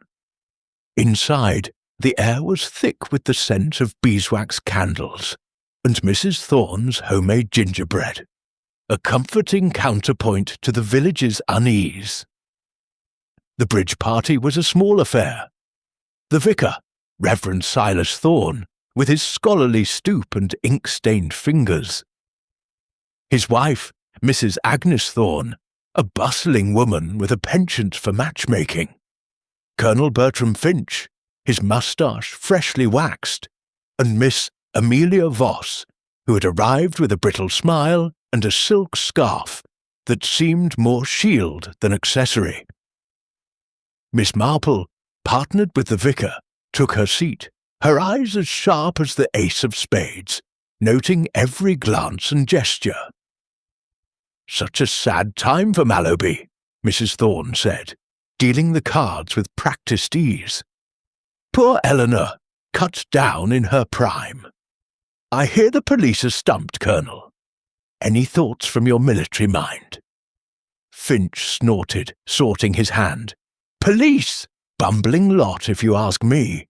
Cyanide's a coward's weapon, quick, silent, points to someone close, though. That nephew, Reginald, always sniffing about for money. I saw him arguing with Eleanor that afternoon, out by the stables." Voice raised, face red as a beet, Miss Marple's needles paused in her lap. though she kept her expression bland. "An argument, you say?" Young men can be impulsive, can't they? She bid 2 spades, her tone inviting more. Amelia Voss, fanning her cards, chimed in with a tight smile. "Reginald's always been theatrical." But Eleanor was firm, told me she'd tightened the purse strings recently, said he needed to learn responsibility. Perhaps he took it poorly. Her voice held a trace of malice, and Miss Marple noted how her fingers tightened on her cards, crumpling a corner. The vicar, peering over his spectacles, shook his head. Eleanor was generous to a fault, donated handsomely to the church roof, but she did mention worries about Reginald's debts. And Lily, that maid, such a sweet girl, but smitten with him. Eleanor disapproved, you know. Thought it unwise, Mrs. Thorne nodded, trumping a trick. Unwise indeed. I saw Lily crying in the churchyard last week. Said Eleanor had warned her off Reginald. Stay in your place, she told her. Poor thing was heartbroken. But poison? Surely not Lily. Miss Marple played a low club, her mind cataloguing Reginald's argument, Lily's tears, Amelia's barbed insinuations. Love and money, she murmured, such potent motives, but the means, cyanide, so precise. It requires knowledge, opportunity. Her eyes flicked to Finch, whose hand hesitated over a card as if her words had struck a nerve. The game progressed, the table a microcosm of Malaby's tensions. Finch grew testy, losing points to hasty bids. Amelia's composure slipped, her laughter forced. The Thornes exchanged worried glances. As the final hand concluded, Miss Marple rose, thanking her hosts. A delightful evening, she said, and so illuminating. Her smile was serene, but her mind was a whirlwind of connections. Outside, the moon hung low, casting the village in a silver glow reminiscent of Eleanor's final night. Miss Marple detoured to the manor, drawn to the garden once more. The bench stood sentinel, its ironwork gleaming faintly, and the moonflowers replanted by Digby were beginning to unfurl. She knelt, her torch, a small practical item from her bag, revealing a fresh clue. A tiny glass bead, half buried near the bench's leg, its surface etched with a floral pattern. It matched none of Eleanor's jewellery, but Miss Marple recalled Amelia's bracelet from the supper, a string of similar beads, one missing from its clasp. Had it fallen in a moment of haste, or been left deliberately? Her next stop was the village chemist, Mr. Baxter, a wiry man with a penchant for precision. His shop, lit by a single lamp, smelled of lavender and antiseptic. Miss Marple, late for a remedy? He asked, polishing his counter. Merely a question, she replied. That pesticide, pest away, cyanide-based, I understand. Mr. Digby purchased some recently? Baxter nodded, consulting a ledger. Aye, 2 weeks back. A small bottle, enough for a season's pests. But here's the odd bit. Tested the vial you found, Constable says. It's from an older batch, discontinued last year. Digby's supply is current, so it can't be his. Miss Marple's eyes twinkled. A planted clue, then, to frame the gardener? And anyone else buying such things? Baxter hesitated. Well, Miss Voss inquired about rat poison last month. Said for her London flat. Didn't buy, though, just asked about cyanide's effects. Research, she claimed, for a story. The revelation landed like a trump card. Miss Marple thanked him and stepped into the night, her thoughts racing. Amelia's inquiries, the bead, the overheard argument with Eleanor, pieces aligning like a well-played hand. But the footprint near the bench, vague and unmatching, nagged at her. Overshoes, perhaps, to mask identity, or a stranger's step, dismissed too hastily. At Clara's cottage, she found a letter slipped under the door, in Lily's looping hand. "Miss Marple, I forgot. Mr. Reginald was in the kitchen after supper, fetching a glass for his aunt's tea. He seemed nervous, kept looking at the pantry. I thought nothing of it." Then Miss Marple's needles resumed their rhythm, the pink scarf lengthening. Reginald in the pantry, Amelia's bead, Finch's capsule, Digby's exonerated pesticide, suspects narrowing, but the pattern remained elusive. The next morning she visited the bank, where Mr. Pritchard, the manager, confirmed Reginald's debts. A staggering sum owed to London creditors, with Eleanor refusing further loans. "He pleaded with her last week," Pritchard confided, "but she was adamant. Said her will would teach him a lesson. Miss Marple's final call was to the station, where a telegram from London awaited. Amelia's publisher confirmed no novel in progress, debunking her cyanide research. The lie was a stitch pulled loose, unravelling her facade. As Miss Marple walked back through the village, children playing on the green and housewives gossiping by the pump, she felt the net tightening. Amelia's grudge, Reginald's desperation, Lily's loyalty, Finch's bluster, Digby's temper, each held motive, but only one had opportunity and means.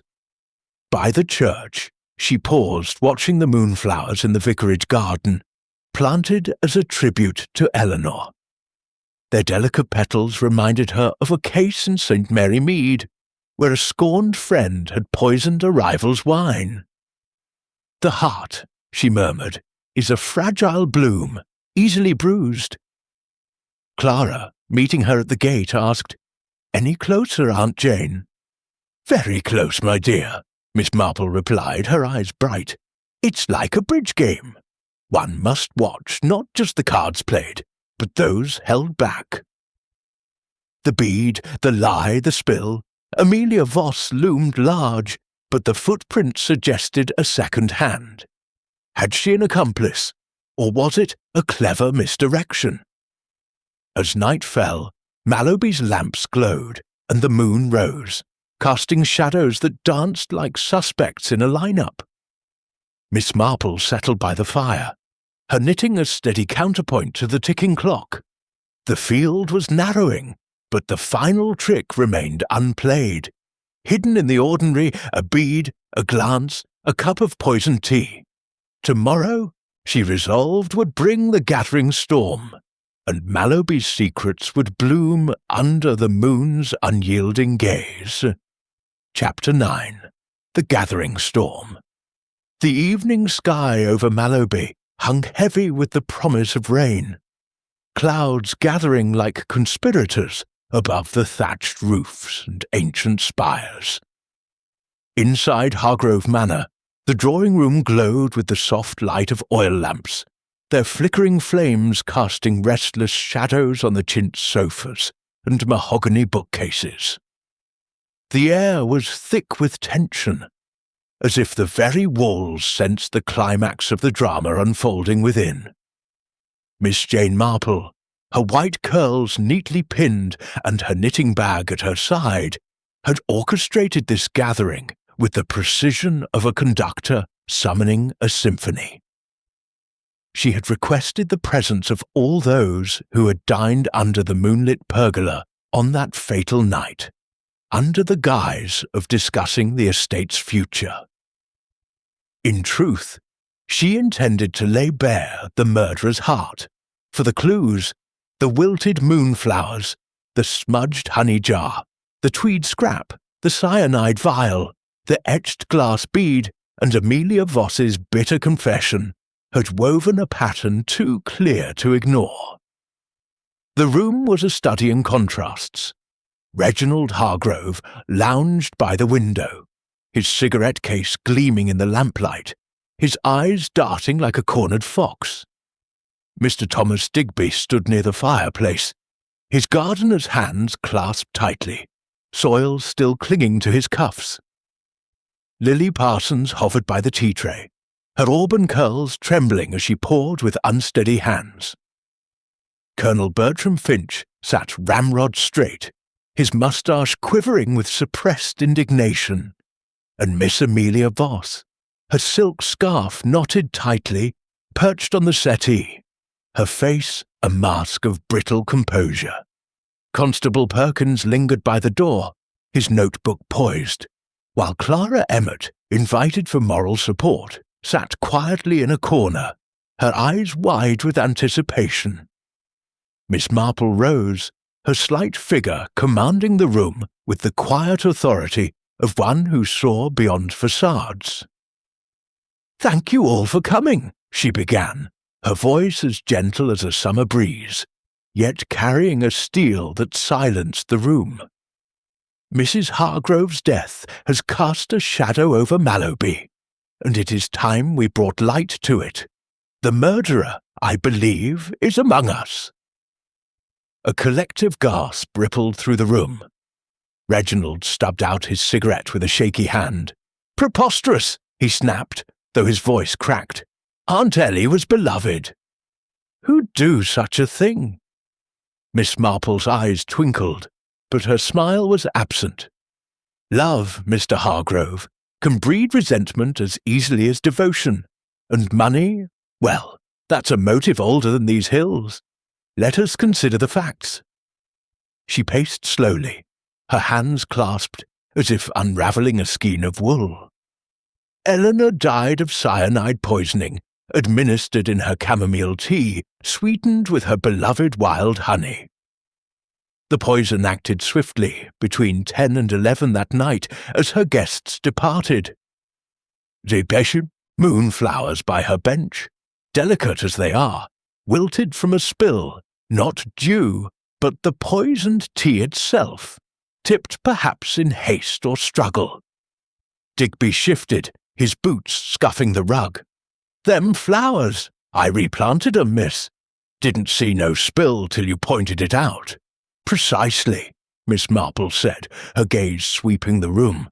"The spill was subtle, unnoticed by all but nature. And then there's the vial, cyanide-based pestaway, found near the hedge. An older batch, not Mr. Digby's current stock, as the chemist confirmed. A clue planted perhaps to mislead us." She paused, letting the implication settle. Digby exhaled, relief flickering across his weathered face. Finch bristled, his voice booming. "Planted, you say? Sounds like a set-up to me. That nephew's got debts up to his ears. Heard him begging Eleanor for cash myself. And that maid's mooning over him. Jealousy's a poison, ain't it?" Lily gasped, dropping a teaspoon with a clatter. "I'd never hurt Mrs. Hargrove. She was kind to me, left me a legacy even." Her eyes filled with tears, darting to Reginald, who avoided her gaze. Miss Marple raised a hand, silencing the room. "Let us not leap to accusations. Motives abound. Debts, yes, but also land disputes, forbidden love, and old grudges. Colonel, your boundary feud with Eleanor was no secret. Your war capsule, containing cyanide, sits in a flimsy case. And you heard a rustle in the hedge. Convenient, perhaps, to divert suspicion." Finch's face reddened. "Now see here. I was home by 10, lights on late. My housekeeper'll vouch for it." "Indeed," Miss Marple said smoothly. "But lights prove presence, not absence from the garden earlier. And you, Mr. Hargrove, were seen in the kitchen after supper, near the pantry where the honey was kept." "Nervous," Lily said. "Perhaps you tampered with it." Reginald sprang up, his face pale. "I fetched a glass for Aunt Ellie's tea, that's all." "I'd no reason to harm her. She was my lifeline." His voice cracked, but his hands clenched, betraying agitation. Miss Marple turned to Lily, her tone softening. "And you, my dear loved Reginald, despite Eleanor's disapproval." You prepared the tea, fetched the honey. A moment's impulse, perhaps, to secure a future. Lily sobbed, shaking her head. No, miss. I swear I only poured the tea. The honey was already in the jar. The room's tension was palpable, like a storm about to break. Miss Marple's gaze settled on Amelia Voss, who sat rigid, her hands twisting her scarf. Miss Voss, you lingered with Eleanor that night, speaking of old times. A suitor stolen, a ring lost, grudges that fester like weeds. You asked about cyanide at the chemist, claiming it was for a novel that doesn't exist. And this? She produced the glass bead from her bag, its floral etching glinting in the lamplight. Found near the bench, matching your bracelet, which misses one just like.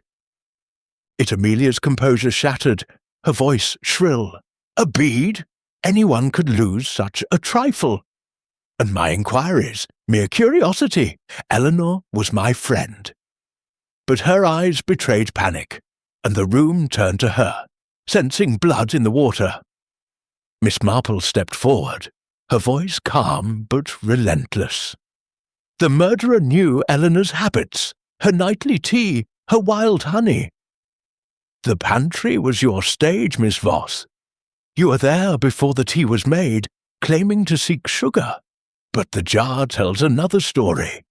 A smudge, a fingerprint, yours, I suspect, when tested.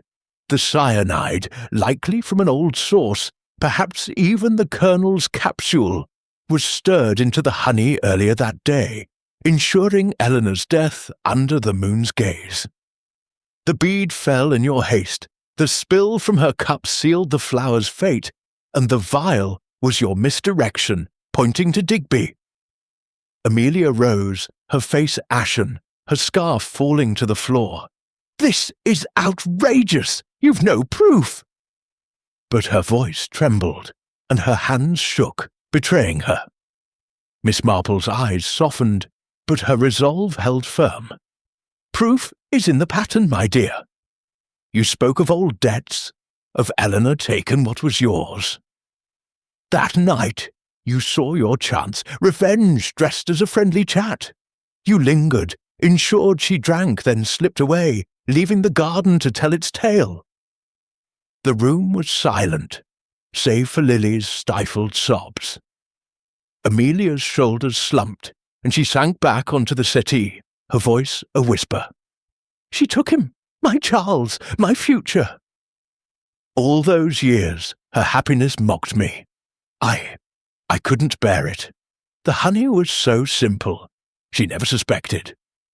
Her confession hung like a thunderclap, and Perkins stepped forward, his handcuffs gleaming. Reginald stared, stunned. Amelia, you! Finch muttered an oath, while Digby shook his head, as if the garden itself had betrayed him. Lily clung to Clara, weeping softly. Miss Marple sighed, her needles idle in her lap. Human nature, my friends, is the truest garden, full of beauty and thorns. Miss Voss, you let the thorns take root. As Perkins led Amelia away, the storm outside broke, rain pattering against the windows like tears for Mallowby's lost peace. The others dispersed, shaken, leaving Miss Marple with Clara. You saw it all, Aunt Jane, Clara whispered, awestruck. Not all, my dear, Miss Marple replied, tucking her knitting away, but enough. The truth, like a storm, clears the air when it breaks. She glanced at the window, where the moon peeked through the clouds, its light falling on the garden beyond, a garden that would bloom anew, unburdened by secrets. The manor fell silent, save for the rain's gentle rhythm, and Miss Marple knew the final chapter awaited, over tea, where explanations would soothe the village's wounds. But for now, the storm had passed, and Mallowby could begin to heal under the moon's forgiving glow. Chapter 10. Tea and Tranquility.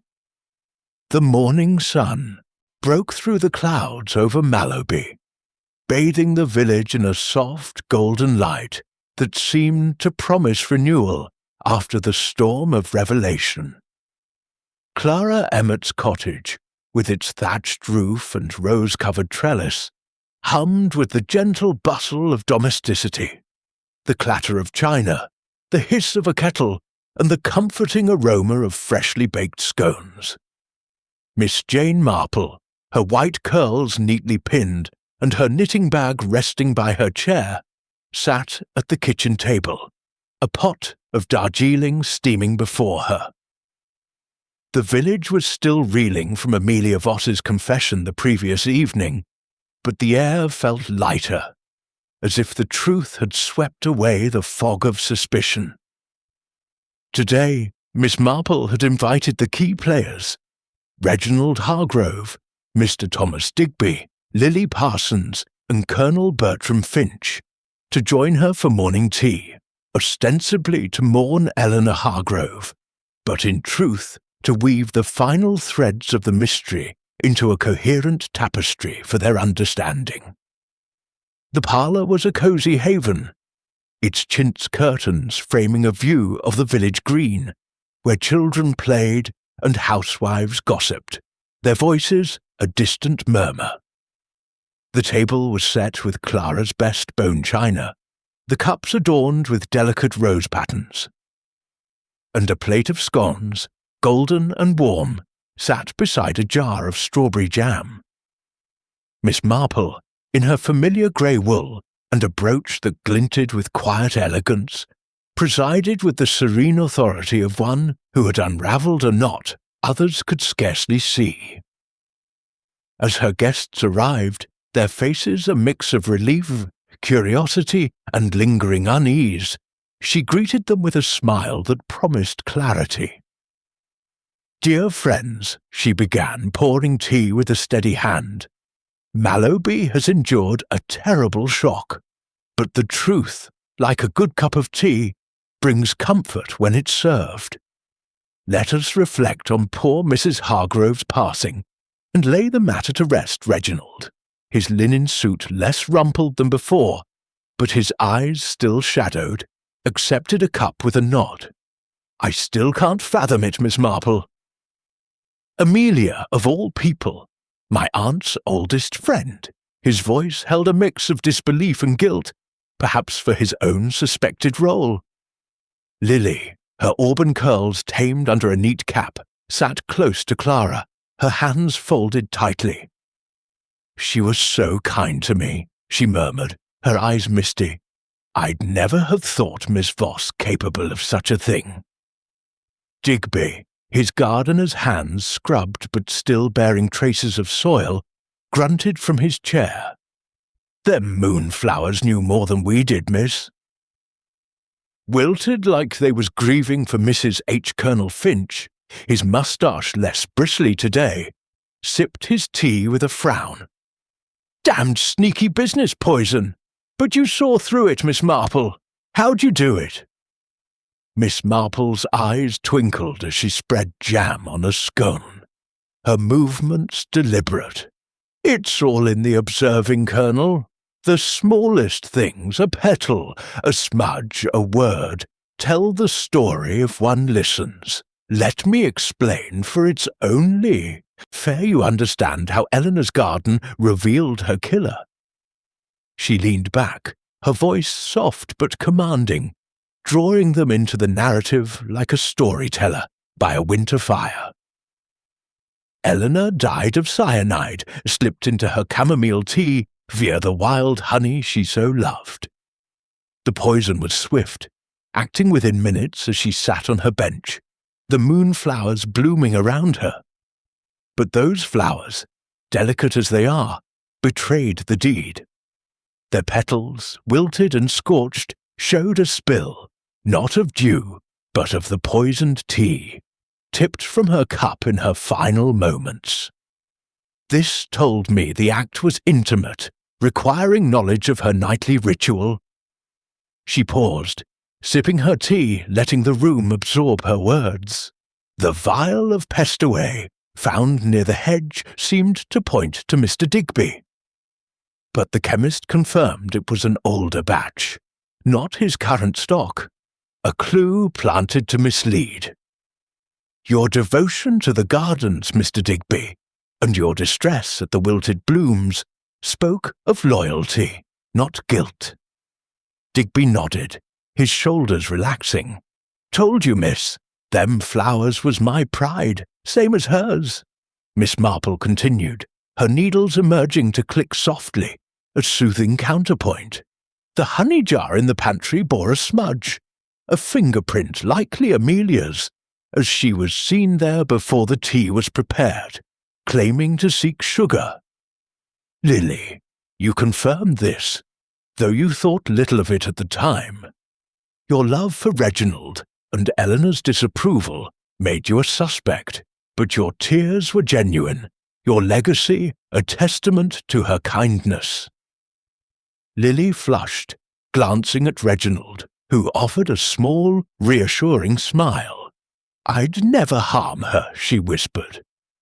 The Colonel, Miss Marple went on, turning to Finch. Your feud over the boundary line was heated, and your cyanide capsule from the war was a tempting clue.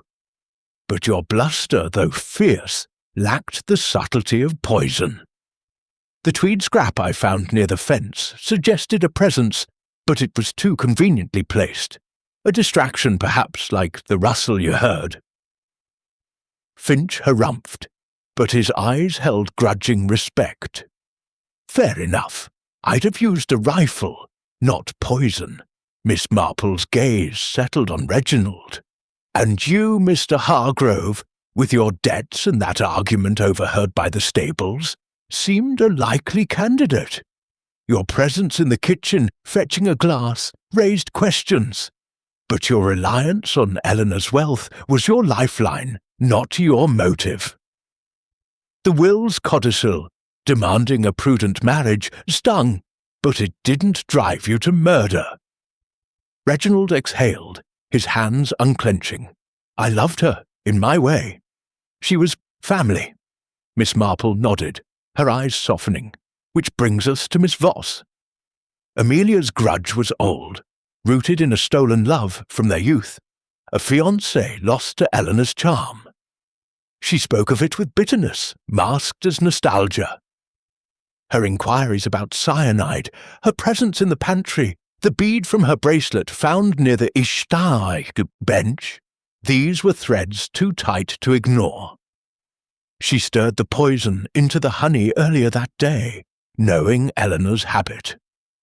As they chatted after the supper, Amelia ensured the tea was drunk, then slipped away, leaving the moonflowers to wilt and the vial to point elsewhere. Clara, wide-eyed, set down her cup. But the footprint, Aunt Jane, that vague mark you mentioned. It didn't match her shoes. Miss Marple's smile was enigmatic. A clever touch, my dear. Amelia wore overshoes, borrowed perhaps from the Manor's mudroom, to obscure her prints. The mark was faint, deliberately so to confuse us. But the bead dropped in haste, and her lie about a novel betrayed her. The moonflowers, scorched by the spill, were the final witness, nature revealing what humans conceal. The room was silent, save for the fire's crackle and the distant patter of rain that had begun anew. Finch cleared his throat. Damned clever, Miss Marple. You saw what we missed.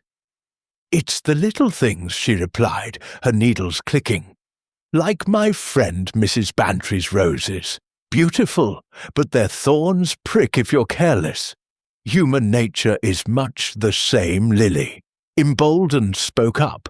What happens now, miss?